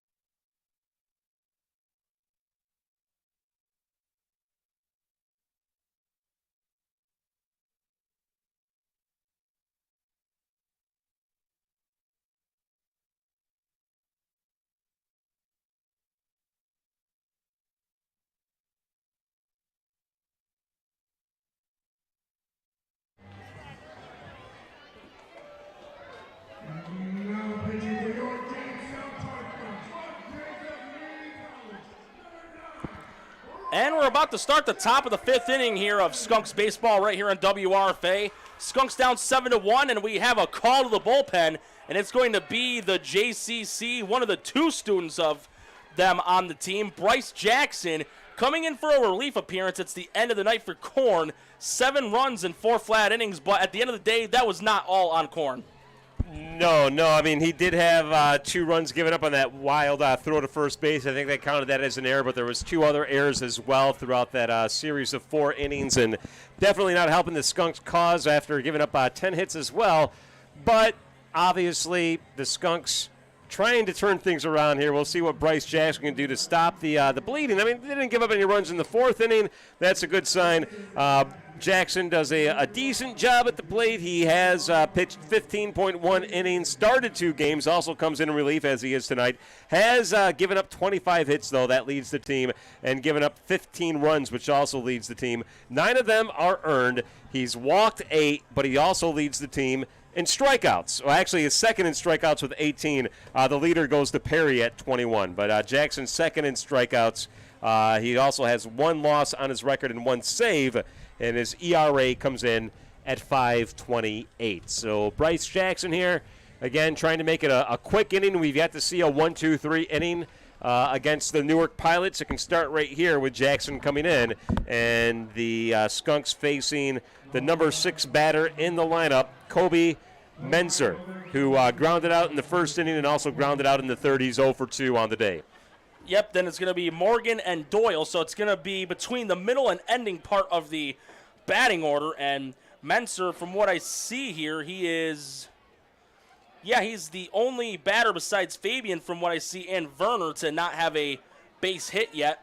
But again, Jackson, when he's from the bullpen, he's done very well. I believe he's been superior as a relief man than a starter, in my own opinion. He did get a save in the first game of the doubleheader last week against Oneonta, and he also started game 2. But here comes the first pitch of the night for Jackson, and that hits the outside corner, strike 1. Again, Menzer looking for his first hit of the game. The Pilots already with 10 hits in just the first 4 innings. Here comes Jackson's next pitch. That one hits the heart of the plate for strike 2. Back in the box quickly is Menzer. Jackson gets his sign from Davis. And here comes the 0-2 on the way. And that hit him. Umpire indicates that it indeed hit Menzer, so he gets on base for the first time. And now it's going to be Ty Morgan, the shortstop. Well, an inauspicious start here for Bryce Jackson, hitting the first batter he faces and getting a runner on board. We'll see if he can calm down here against Ty Morgan, who flew out in the second inning and got a base hit and was left stranded in the third inning. And a good lead off of the bag is Menzer. Here's the next pitch by Jackson, and that's inside ball 1. And surprisingly, we've yet to, I beg your pardon, we've only seen 1 stolen base, but that was by the Pilots. Jamestown's yet to get one. Jackson gets his sign from Davis, and here's the pickoff. And he's another one of those pitchers that has that one that's fairly quick. Yeah, he can get over to first in a hurry, so the runner at first does have to be careful, not take too big or aggressive of a lead. Morgan looking for his second hit of the game. Again, Menzer, he's got a good lead off of the bag, and Jackson about to throw his next pitch. It's a 1-0 count, bunt, but wisely aborted there by Morgan as the pitch went into the dirt, 2-0. And Morgan about to get back into the box. Again, Menzer, he's got a good lead off of first base as Jackson takes a quick look at him, gets his sign from Davis, and here comes a 2-0. Bunt aborted again, pitch was low, 3-0, and Bay, he's doing the shades of O'Shaughnessy, playing really close on the grass because O'Shaughnessy can't be, because obviously there's a runner on first. Right. Well, expecting a bunt to advance the runner, but not even be a problem here with a 3-0 count. Bryce has just got to shove it over to the plate at this point. And looks like he's going to bunt again. Here's the pitch, and he lets it go. 4-pitch walk for Ty Morgan, and now it's going to be Mike Doyle. He got on by a fielder's choice in his last at-bat. Yeah, runners at first and second here now in the top of the 5th inning. You're listening to WRFA-LP 107.9 FM in Jamestown, and it's the Tarp Skunks on the losing side of things so far. 7-1 the score here in the top of the 5th inning. Now O'Shaughnessy and Bay playing fairly close. They're anticipating a bunt, and again, pitch in the dirt, ball 1. Last 5 pitches have failed to have been strikes for Jackson. And back into the box is Doyle. He's looking for his second hit of the game. He singled in the second, and that was the beginning of the 5-run inning back then for the Pilots as Jackson takes a check at second. An aborted pickoff attempt as he'll get back onto the belt. Again, O'Shaughnessy and Bay near the grass area. They're anticipating a bunt here from Doyle. Here's the pitch, and that one's inside, 2-0. Almost got him on the shin. Bryce still looking to deliver a strike here. I think he hit the first batter, and was it 4 balls for the Yep, Morgan was a 4-pitch walk. And he's got 2 balls here and no strikes. So 6 straight balls thrown now for Jackson. Here's the 2-0, and that one's in the dirt, 3-0. I got to say, 5 of the last 7 at least have been skipping in the dirt. Right, a couple of them have been relatively close to the strike zone, but no cigar. unless if it's one of those practical exploding ones. Here's the 3-0, and finally gets a strike. He was one ball away from back-to-back 4-pitch walks, so it won't be the case of loading the bases on 12 straight pitches. Well, 3-1 count here. It's the hitter's count. We'll see what he decides to do. No outs. We'll see if he shows bunt again. Well, here, and it's indeed, here's the pitch, and it's going to go right back to Jackson, and he'll throw over to first, but it's not in time. And that decision of looking at third, that cost him. They called him out. Oh, the bases umpire said safe, but I thought the umpire behind Bryce called him out, but apparently not. No, bases umpire indicated he was safe, and again, had Jackson just thrown it to first, Doyle would have been out, but he took a look at third, and that hesitation, that second was just enough, and now we're going to have a meeting of the minds. Yeah, everybody coming out there to talk with Bryce and try to calm him down a little bit. Did the right thing trying to check third base, but it just took a little too much time, and he couldn't get the throw over in time. I thought that the back umpire had called him out, but apparently they had even the coach is talking it over with him. He saw the same thing I saw, where he initially had called out, but I think it eventually was called a safe, or maybe the home plate umpire called him safe. Well, it's Doyle's second hit of the game, a bunt single. And that gives us a convenience store on the board for Newark, 7 runs, 11 hits. 7-11. I can't really say too much about that because one thing, we're a non-commercial station, Exactly. and another thing, they don't do commercials with us if we were a commercial station. Right. So all the same, though, a lot of people are familiar with the old 7-11. Indeed. As they're going to stick with Jackson here and see if he can get himself out of this situation. Bases are loaded, nobody out, and it's going to be Jake Given, the catcher. He hit a single, scored a run in the second, and in his last at-bat, he got on by an E4. So a good base hit can drive in 2, possibly. Here comes Jackson's next pitch. That's inside, ball 1. Jackson cannot afford a walk because that will force in a run. Yeah, we've seen him deliver a lot of strikes. Like I said, he's second in the team in strikeouts, and he's just got to zero in on that strike zone. And if the team gets a hit, so be it. But right now, you got to build up your confidence, and that starts with 1 strike at a time. Next pitch, that hits the outside corner for strike 1. Count goes even. And no pitchers warming up in the bullpen for Jamestown as of now. So right now it's going to be all Jackson, and from what we've seen of him, he's more than capable to get out of this situation unscathed. As the next pitch comes in by Jackson. That one is outside, and again, like skipping stones, it hits the dirt, 2-1. So back in the box is Given. Jackson looking for that right sign from Davis. He gets the one he wants, and here comes the 2-1 pitch. And that is in the right, and it's going to drop. That'll at least drive in 2. Gets fielded by Lane, trying to extend it to a doubles Given, and he will. And he'll drive home 2 runs, so make the score 9-1 in favor of the Pilots. And that was a good hit into the shallow part of right field there by Given. Yeah, the baseball gods are fickle gods, Norm. If you remember Monday night, it was a similar situation, but the role was reversed with Jamestown firing on all cylinders. They ended up getting 12 runs lead in 6 innings, and that was the ball game. And that's being threatened to happen to them here tonight. Just what we saw 2 nights ago. Role reversal this time, though. They might get 12 run unless they can stop the bleeding here. No outs, runners at third and second. Here's Jackson's next pitch, and it is Kyle Gordon, and he's having a great night so far. He's been taxidermying the Skunks. He's 2 for 2, 2 singles, 3 RBIs. So he'll look for a third hit and maybe 2 more. 9-1 the score in favor of the Pilots. 9 runs on 12 hits, and they're taking Elton John to the Pilot. Next pitch is way outside, 2-0. Taxidermying. I'd say good word. I would say, I assume you know what that means, Jason. Oh, certainly. I would say stuffing the skunks, but, I don't get paid by the syllable, I guess. Got to keep it interesting, though. 2-0 pitch by Jackson, and got a good cut of it, but it goes foul. So he's trying to look for another skunk head to put onto his wall, and then sit on his recliner over the fireplace. Have a nice cup of hot coffee. 2-1 count, nobody out.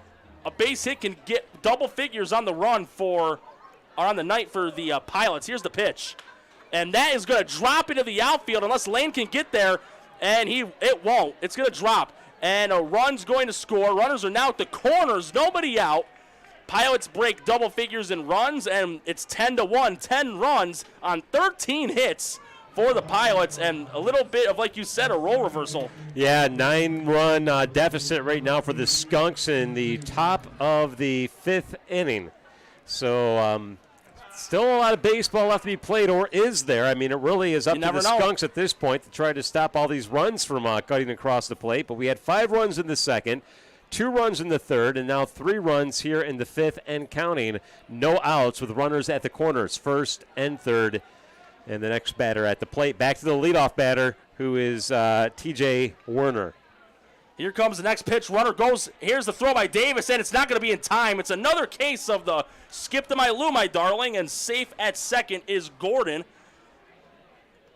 And so far, I do believe that's his second steal of the game, and in all 3 at-bats, 3 singles, and he's got 4 RBIs. So here's Werner back in the box, and with a good base hit, he could possibly clear the bases. Nobody out. Even a sac fly can make this a 10-run lead for the Pilots. Here's Jackson's next pitch, and that's popped up. It's in play. O'Shaughnessy underneath it, and he does make the catch for the first out of the inning. And after a long and winding one with 0 outs, there's finally 1 on the board. Yeah, and now Greg Kopp, the DH, steps up. He's having a heck of a day. 2 for 3, 2 singles, scored a run, struck out looking in the 4th inning. But he can improve his numbers here with runners in scoring position at second and third and just 1 out. Yeah, and Kopp, he's also looking for his first RBI of the game as well. Like you said, he did score a run back in inning number 2. Here's Jackson's next pitch, and it's outside, ball 1. Davis almost lost his balance trying to throw it back to Jackson, but thankfully he was able not to fall. And back in the box is Kopp. Jackson looking for that right sign from Davis. I'm sure he'd gladly trade an out for a run in this situation. Here's the next pitch. And that's outside also, 2-0. Yeah, if they score another run here, it will be 10-run lead. Right now they're up by 9. From how I understand it, it's not a mercy rule for 10 runs until you get to the 7th inning. If you get to the 6th inning, it's 10 runs. There still is a chance for the other team to come back and keep on playing. And this one's hit the shallow center. I don't think it'll be far enough. Tucker dropped the ball. That's going to be an E4, or excuse me, that's going to be an E6 right there. Even though it was a high popper, that is one Tucker should have caught. Yeah, nights like this, it's contagious, Norm. You see 1 error, you see 2 errors, and now we're up to four errors, and that's all it takes. It's contagious, and there's really it's difficult to get out of it once it starts rolling. Once the ball starts rolling in the opposite direction of where you want it to go, that momentum is a tricky thing. So here it is, a 11-1, 10-run deficit for the Skunks with just 1 out, runners at first and second. And it's Aaron Whitley that is back up. He's 1 for 3. He had a single in the first inning, and he did get on the second on an E5, and then he grounded out 5-3.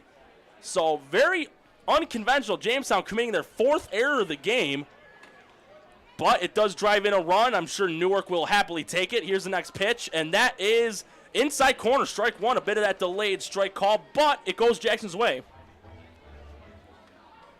So Whitley looking for hit number 2 on the game, and due up after him should there be a hit, or just out number 2, it would be Hazel Martinez, who has 2 singles and 1 RBI. Here's the 1-1, and that's going to drop into center for a base hit, and he's going to wave home Gordon, and he's going to get home safely. So now runners are going to be at first and second. 12-1 now the score. 5 runs for the second time in an inning for Newark, and coincidentally, it's in the 5th inning. Yeah, this is a complete role reversal from the last time the Skunks took the field on Monday night when they won 13-1, and we could see the very opposite happen, losing 13-1. It's 12-1 right now, but you still have a runner in scoring position with just 1 out. Jamestown has just got to stop the bleeding a second time tonight. 5 runs have been scored, and Newark threatening to add to that total for this inning here in the top of the 5th. Here's Jackson's next pitch, and Martinez, he wanted to give that one a ride. He does have 2 singles and 1 ribby, but he swings and misses for strike 1. He wanted some cheddar for that Triscuit cracker, but he's going to be eating it dry tonight. Got the Swiss instead, right, Norm?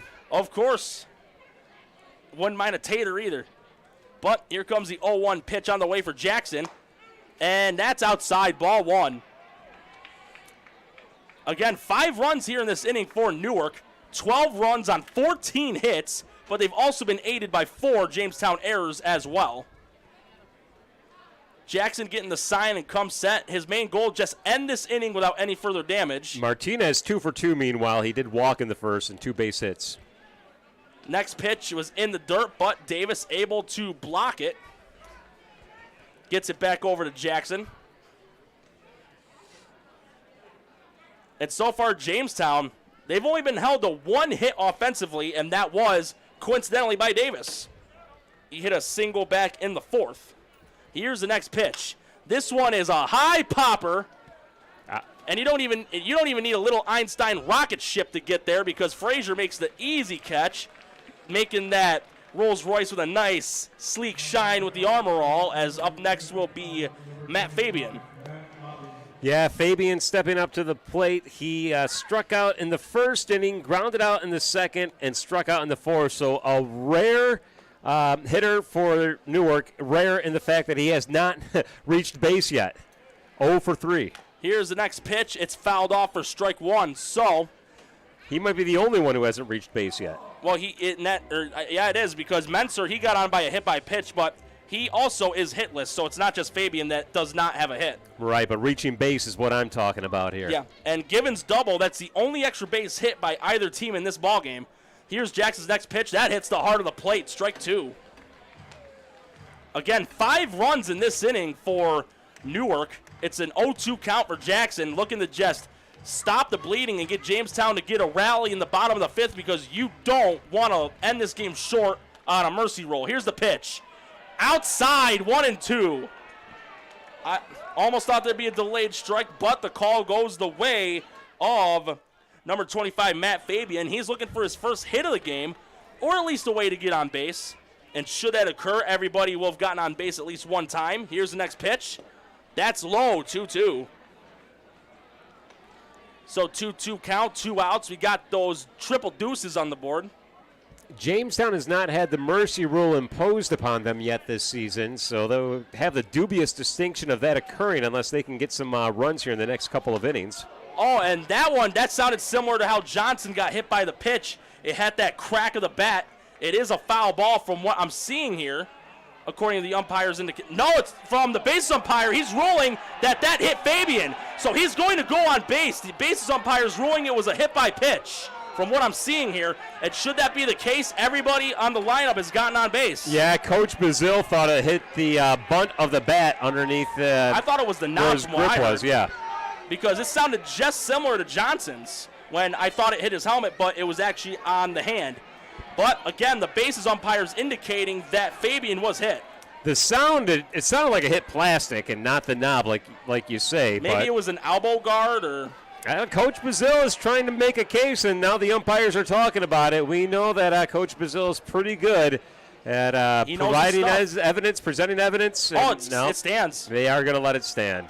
So with that hit by pitch, even though not all the batters have had a hit, all of them have gotten on base at least one time. And the fans are letting the umpire have it, but I tell you what, this game is not going to be decided by that pitch, that's for sure. Oh, no, look at the 4 errors on the board. Look at the opportunities Jamestown had with the runners on base. It's more people than what the stranded people were on Gilligan's Island. Right, they're frustrated, though, you know. I mean, the ball has not been going in the direction for the Skunks, and obviously they want to get out of this with 2 outs. And we're going to go back up to where it began in the 5th, so everybody's come up to bat in this inning. So second time up is Menser, and that hits the heart of the plate for strike 1.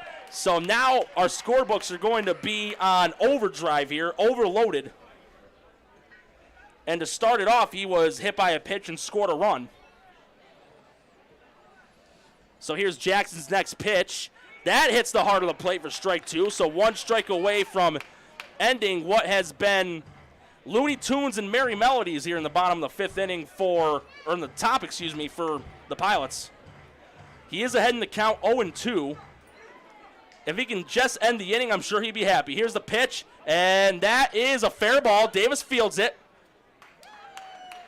Oh, and it's going to, I'm not sure what the umpire indicated unless there was interference or. Yeah, it looked like he was saying out. Who knows? All the same, it was a force out at home, and that's what they got there. So finally, here at the top of the 5th inning, it is over. The 5th inning is over.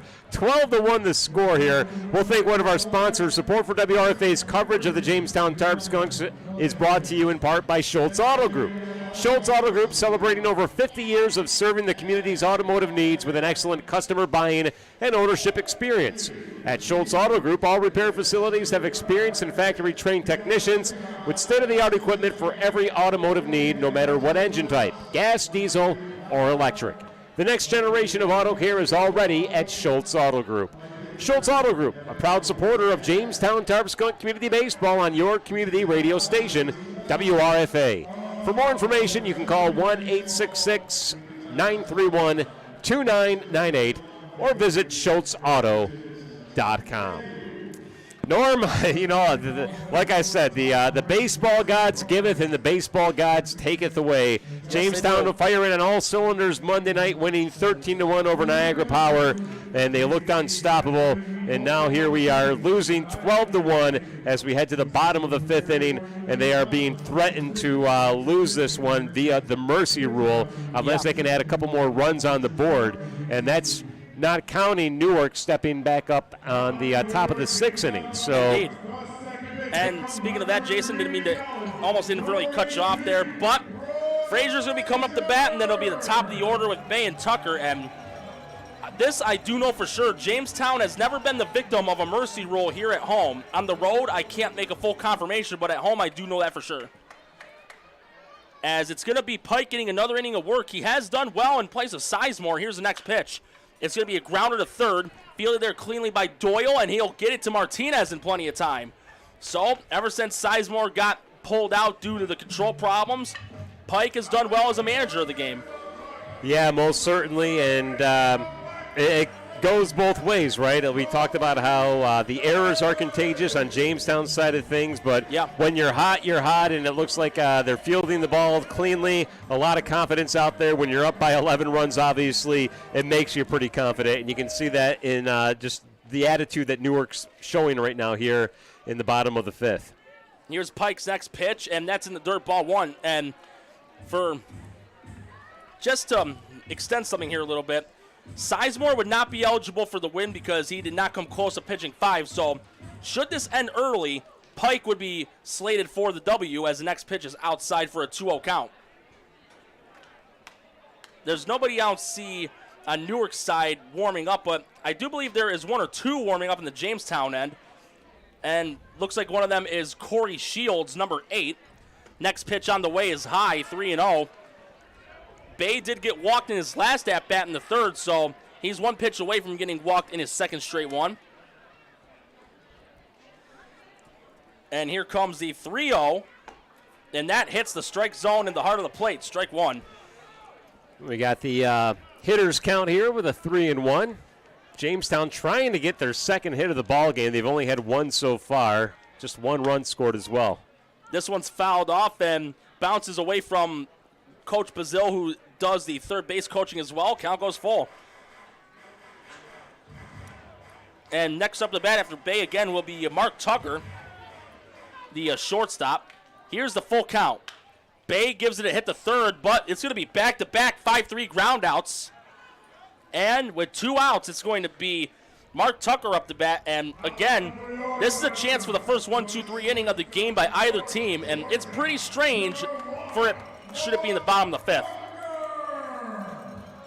Yeah, it's pretty indicative of the type of baseball we see. Although, I don't want to use the word sloppy when it comes to Newark Pilots out there on the field. They've looked pretty sharp out there, but again, they haven't had a 1-2-3 inning yet. Is the only thing that they really haven't done right so far tonight. Well, with being ahead 11 runs, I'm sure it's going to be an exception. Yeah, 14 hits. And the first pitch to Tucker was high for a ball. Next one hits the outside corner for strike one. And again, Jack Davis, he's the only skunk to have a hit in this ball game. He hit a single, which was back in the fourth. However, there were 2 outs. Next pitch hits the inside corner for strike two. So a chance for the first 1, 2, 3 inning by either team. And mainly it's been because of case of the walks. And it hasn't really been the fault of the defense. Here's the 1-2 pitch by Pike. Swing and a miss, strike three. So first 1, 2, 3 inning of the game by either team, and the score is still 12-1. 12-1. We'll be back with inning number 6 in just a moment right here on WRFA.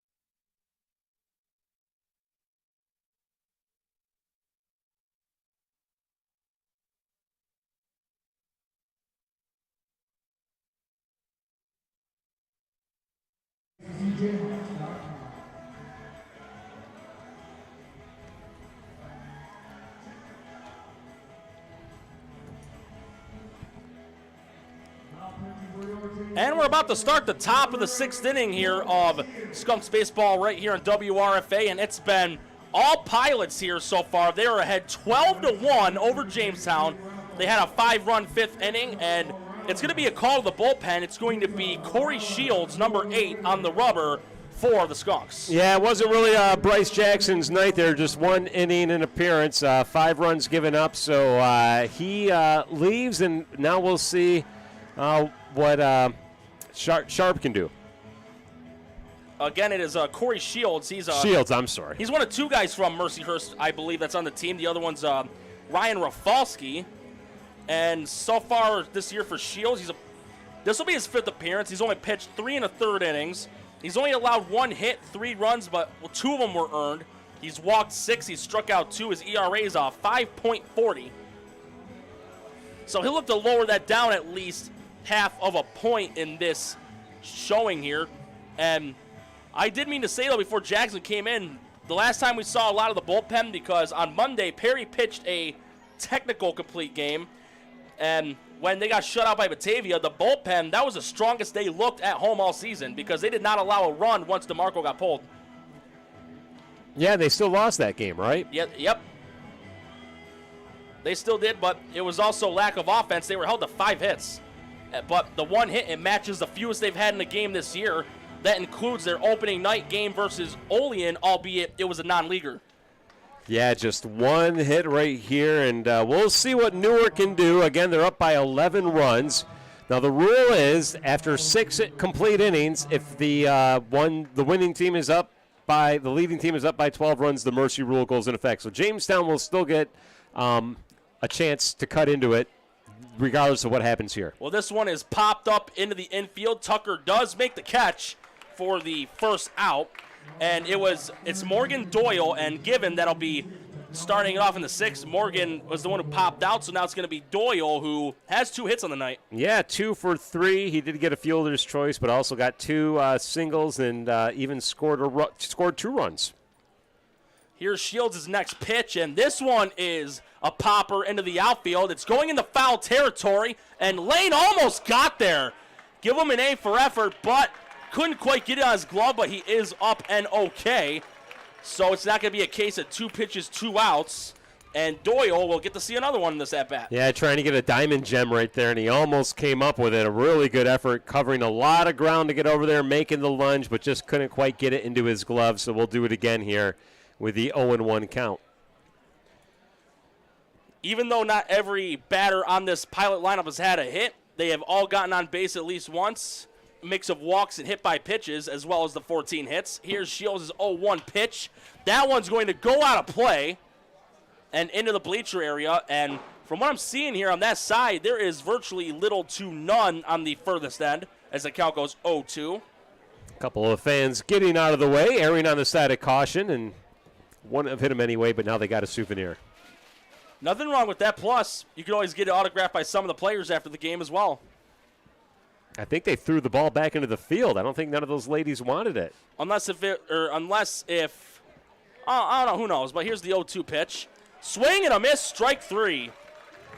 So Doyle gets caught swinging, and now it'll be Jake Given, and with that happening, in the last inning, Tucker struck out to end the bottom half of the 5th for Jamestown. That was the first strikeout that Newark has had the entire game. It was also the first 1-2-3 situation that we saw, right? 1-2-3 outs. Yes, it was.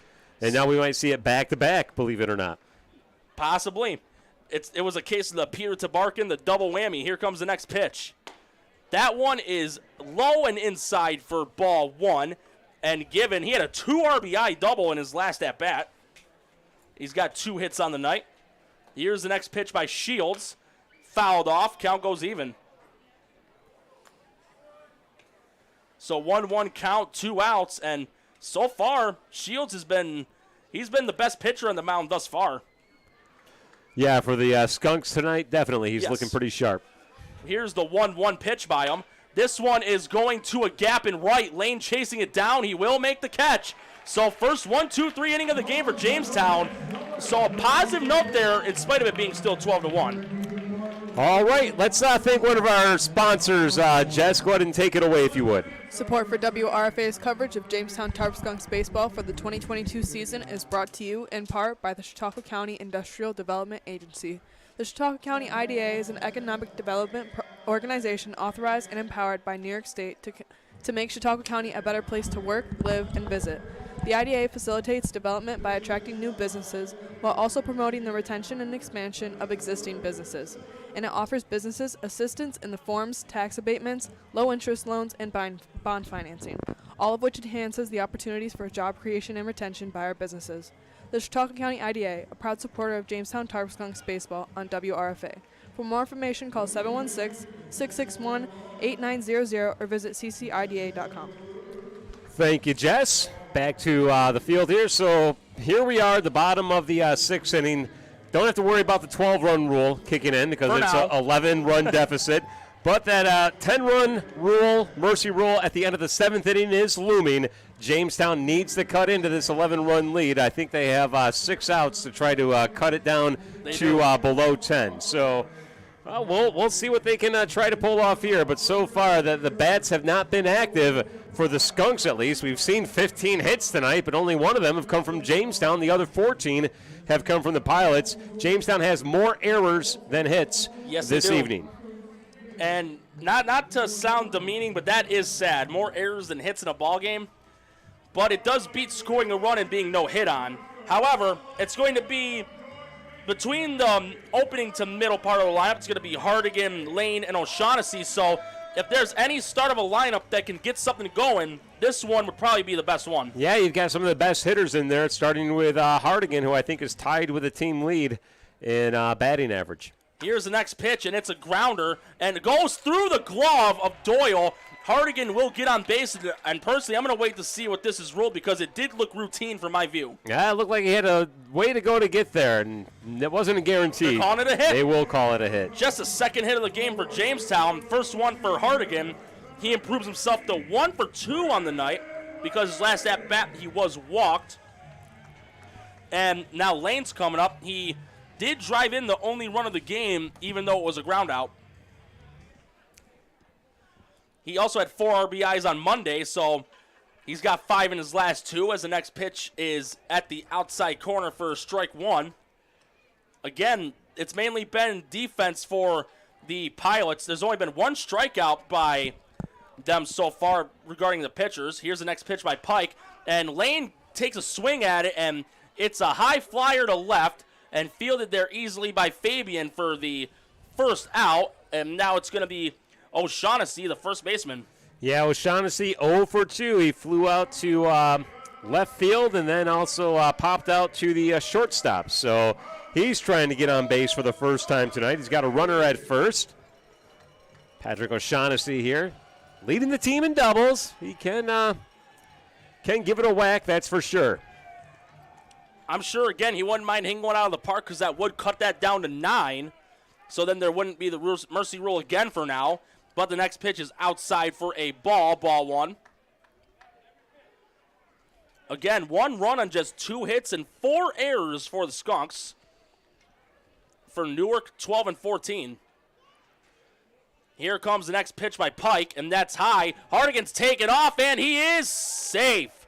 That'll tie him for the team lead in steals with Bay. That's his 11th of the year. Yeah, nice throw by Mike Doyle, the catcher there, but just a little late in the delivery, but it was right on point. Had Hardigan been a step slower, I think he would have been out. But Jamestown will happily take a safe at second. That's the first steal of the game by the Skunks as well, which is very rare. Here's the next pitch. That hits the heart of the plate for strike 1. Count goes 2-1. So Pike, again, he came in at around the 3rd inning after when the starter Drake Sizemore walked 3 straight batters, and he's been pitching well ever since. Here's the next pitch. It hits the inside corner. Count goes even. He's also got the only strikeout of the game for the Pilots as well. He'll look for his second one, though, as he's even the count at 2s. Again, though, O'Shaughnessy, he is one of those tough batters to strike out. Takes a check at second. That's where Hardigan is. Here's the pitch. That's inside. Count goes full. Nate Johnson is up next, and he is on deck. He is 0 for 1 on the night as O'Shaughnessy steps back in. He does get a lot of walks. Again, he's very patient in the batter's box. Here's the full counter. Fouled off. Count stays full. Shaughnessy battling here. Wants to get on base. Wants to drive in a run even more and cut that deficit down to 10. Right now it's 12-1 here in the bottom of the 6th inning. Tarp Skunks on the losing side of things. Great thing about baseball, there is no time limit, just number of outs. Here's the next pitch, and this one is popped up. It is in play. Calling for it is Doyle, and he will make the catch for the second out. But the outs are dwindling, that's for sure. I was saying that, you don't have to race against the clock in baseball. No, you don't. As long as you have an out, you have a chance. But with every out you get, the chances gets a little bit more slim. And it's already getting slimmer by the at-bat. Johnson, he popped out the first in his last at-bat. Pike takes a check at Hardigan. He's taken off. Here's the throw to third, and bad throw. And Hardigan's going to head home. And a positive in the 6th inning for Jamestown. They do get a run on the board, making it 12-2.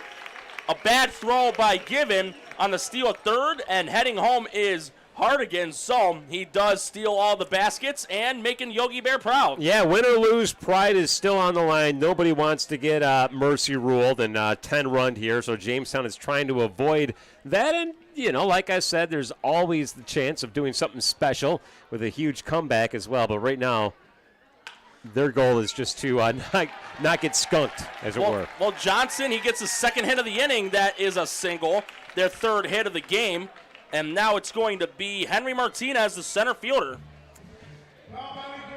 Yeah, Martinez, 0 for 1. He walked in the 2nd inning, and then in the 4th inning, he grounded out to first base. Martinez, though, he's one of those guys that will try to lay one down and leg it out. He does have the speed, just like Hardigan did with those 2 steals. Now he's ahead in steals with 12. Here's the next pitch. It hits the outside corner for strike 1. Might see some activity in the Newark bullpen here. I did see the pitching coach go back there to talk with his crew. Next pitch, that one is hit the right. It looks like it's going to go into the bullpen of the Pilots, and it will. Strike 2. So we got some accounting skills on the board for Jamestown. 2 runs, 3 hits, and 4 errors on their slate. For Newark, it's 12-14-1. Again, the Skunks looking to at least get another run to avoid being mercy ruled. It's never happened to them at home since they became the Skunks. Well, it won't happen this inning either. No, it won't. So they still have another chance next inning. And Pike ahead in the count 0-2. Here's the pitch. Inside 1-2. So Martinez will get to see another one in this at-bat. And again, Pike does have the only strikeout of the game for the Pilot pitching staff. I'm sure he's looking for number 2.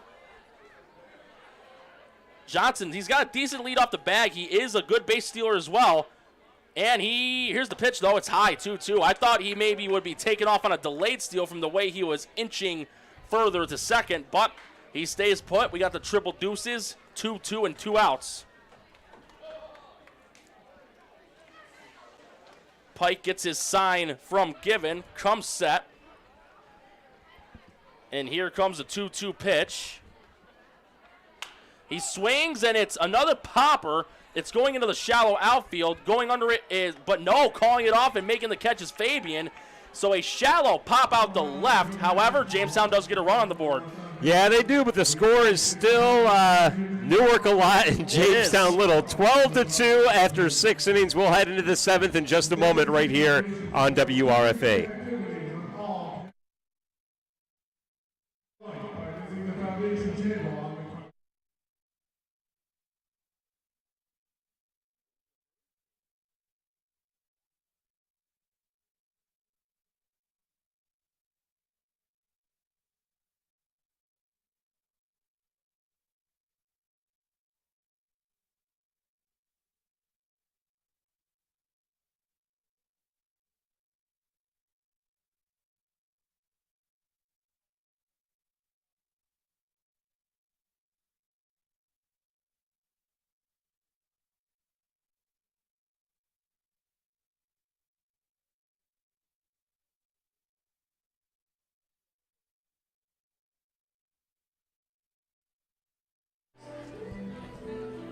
And we're about to start what could possibly be the final inning of this game between Newark and Jamestown right here in WRFA. The 10-run rule is still in possibility of being in effect here. Scores 12-2 as Shields is going to get another inning of work for the Skunks, and he'll be dealing with Gordon, Werner, and Kopp.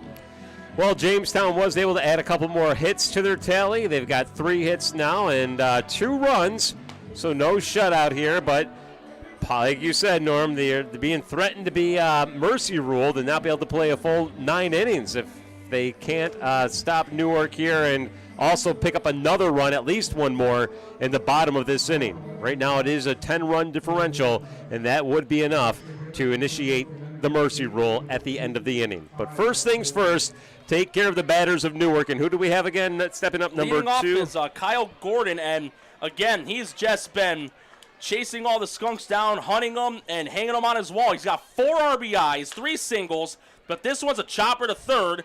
Throw over to O'Shaughnessy's in time, so they are able to neutralize him in this at-bat. Even so, he still had a strong game. Yeah, 3 for 4 at the bottom of the order, Gordon. And now we head back up to the top of the order. We got T.J. Werner, and this is his, what do we got? His fifth at-bat. 5th plate appearance in just 7 innings. And he grounded out in the first, walked in the second, scored a run, grounded out in the third, and he popped out in the 5th. So he's 0 for 3 with 1 walk. And the first pitch to him in this at-bat was outside for a ball. But again, Shields, he's been looking pretty solid on the mound for Jamestown, as this one's a little chin music, making it go 2-0. Yeah, high, tight, and inside there, but Warner able to get out of the way. Thankfully, though, it didn't hit the long, luscious head of hair of Werner's. Here's the 2-0 count. That hits the outside corner for strike 1. And personally, from seeing that, though, it almost kind of looks like Bo Bichette's, how long and how straight it is. It's a good mullet. Just say it, Norm. He's got a good mullet. Yeah, it's a nice mullet, but I'm still not going to call anyone Billy Ray, as this one is hit to the shallow outfield, and it will be caught. That's probably going to be the play of the game, and Yogi Hartigan, instead of stealing the picnic baskets, he steals a base hit. So that's a second out of the inning, and now it's going to be Greg Kopp, the DH. Yeah, that was a dot play right there. Definitely a Sports Center highlight. Getting low, getting his uniform dirty, but making the catch, and it's quickly 2 away here for the Skunks, and Greg Kopp is up the bat. He is 2 for 4. Getting a base hit in the first and the second, striking out, looking in the fourth. And what do we got there, Norm? E6. Reaching base on an error. Yeah, it was just a case of me drawing the lines a little wrong, so I had to correct it. But the first pitch to him was a ball. Yeah, it looked like an FG for a second there, but I'm been a long day, so sometimes not your fault. Well, sometimes when I write, it does connect together a little bit, but here's a 1-0 pitch. That's in the dirt, 2-0. Jamestown did have a 1-2-3 inning in the 6th with Shields on the hill. It's a 2-0 count right now for Kopp. We do have some activity in the bullpen for Newark, number 27 out there doing his thing. Yeah, 27 That's from Justin Santos. All the way from Fort Worth, Texas. Yeah, and from his stat line, a big boy, too, 6'1", 235. Tall and burly. Here's the 2-0, and that's going to go into right for a base hit. 15th hit of the game for the Pilots, and for Kopp, that's his 3rd hit of the game. And now it's going to be Aaron Whitley, who, like Kopp, had 2 hits prior. He's also got an RBI single. Well, Jamestown just 1 out away from getting out of this inning here. They'd have 2 consecutive innings without allowing a run. It'd be the first time tonight. They gave up no run in the first, but then 5 runs in the second, 2 runs in the third, no run in the fourth, 5 runs in the fifth, no run in the sixth. And this one's going to be a chopper over to Tucker. He'll throw it over to Frazier for the force out at second. So back-to-back shutout innings for the first time this ball game for the Skunks. We've hit the 7th inning stretch. Score still 12-2. Yeah, the score is still 12-2 here, and we'll just take our time to thank all of the sponsors for WRFA for the 2022 fiscal year so far. We're halfway through, so I figure I'll thank those who have underwritten for WRFA, not just for the Tarp Skunks, but for our general programming and other programming as well. I want to thank Chautauqua Adult Day Services, Chautauqua Art Gallery in downtown Jamestown, Chautauqua Hospice and Palliative Care. Also, the Chautauqua County Industrial Development Agency, a sponsor that our listeners know well here at the Tarp Skunk Games.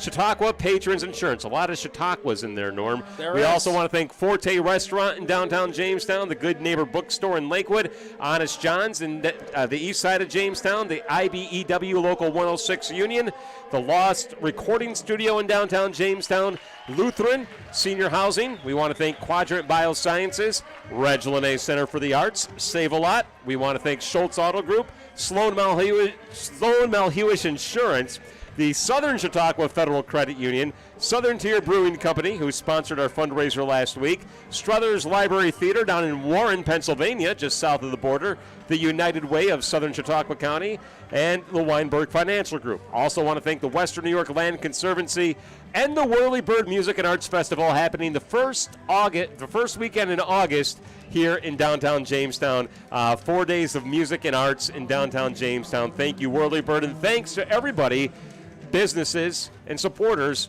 for underwriting on WRFA. And there's still a whole nother half a year to add to that list. Yeah, there is, but we might as well enjoy the summer and not wish for old man winter to come early. But, however, there is a call to the bullpen for Newark. Pike, an excellent showing in relief for Sizemore. He only allowed the 1 run and had a strikeout. Now it's going to be number 27, Justin Santos from Fort Worth, Texas. He's a 6'1" right-hander from Redlands Community College. So it's been mainly the defense of Newark, though.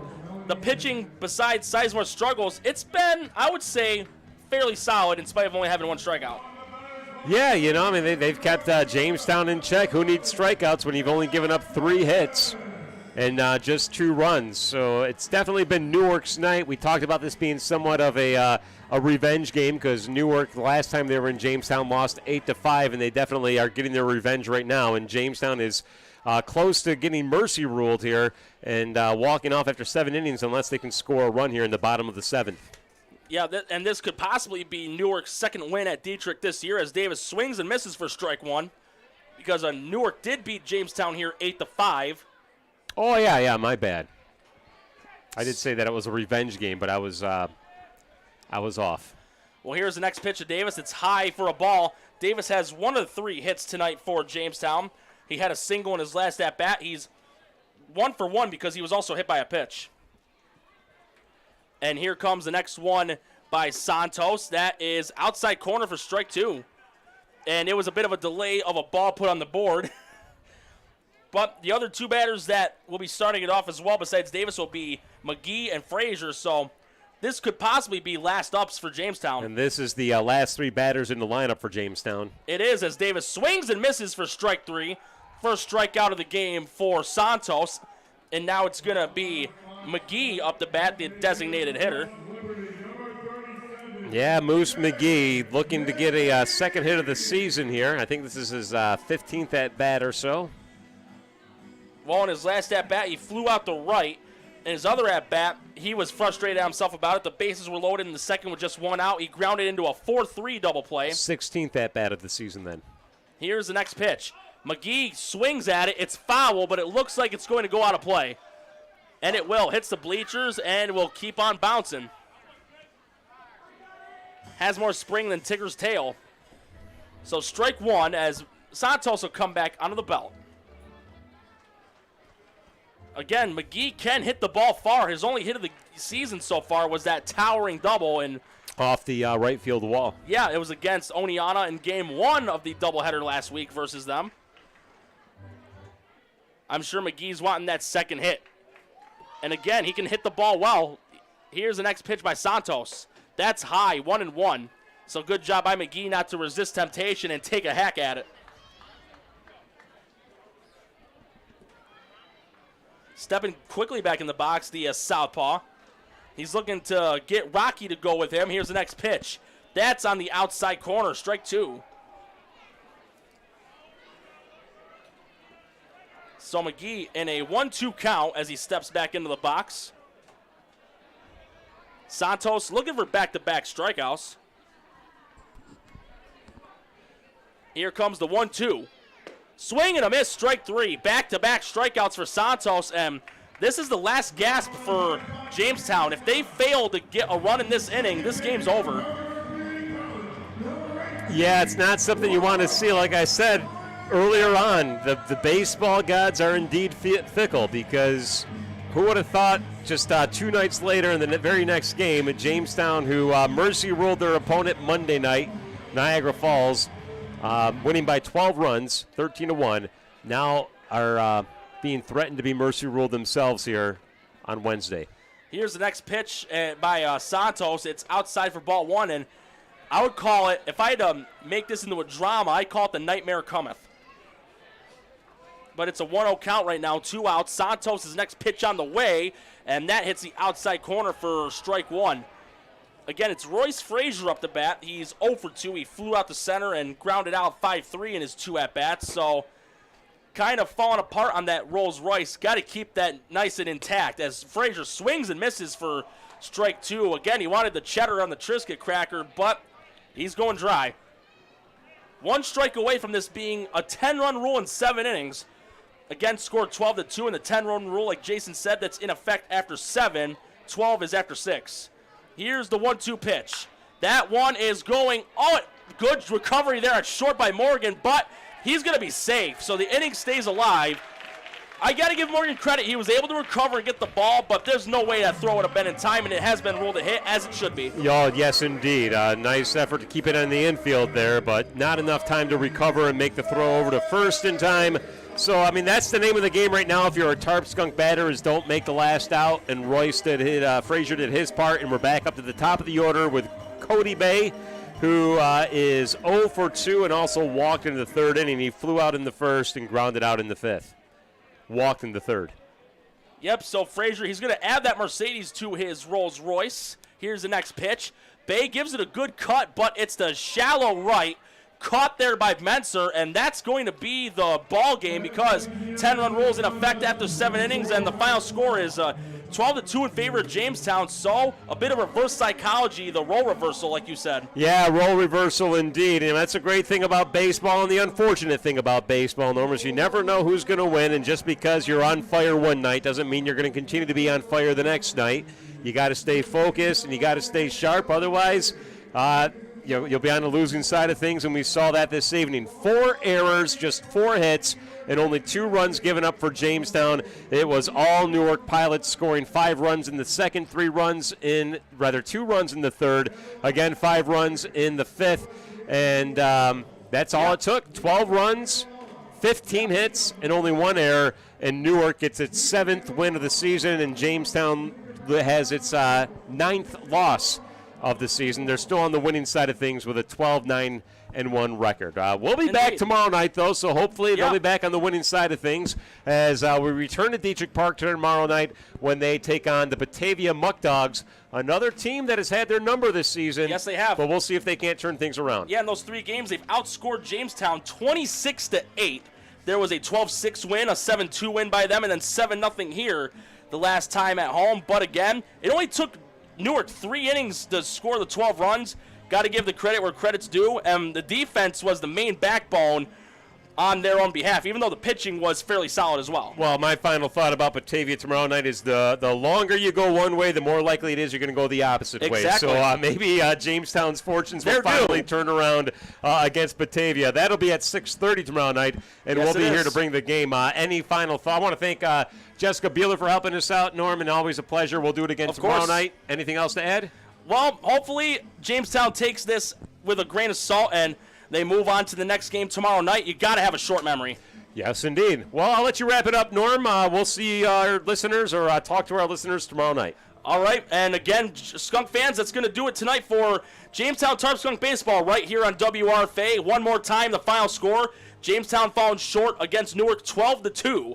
Thank you to our studio engineer, Gavin Paternity, as well as our WRFA intern, one of the dynamic duo, Jess Beeler. And for my broadcast partner, as well as executive producer, Jason Sample, I'm Norm Rodriguez saying thank you for listening to Jamestown Tarp Skunk Baseball right here on WRFA. We'll see you tomorrow night.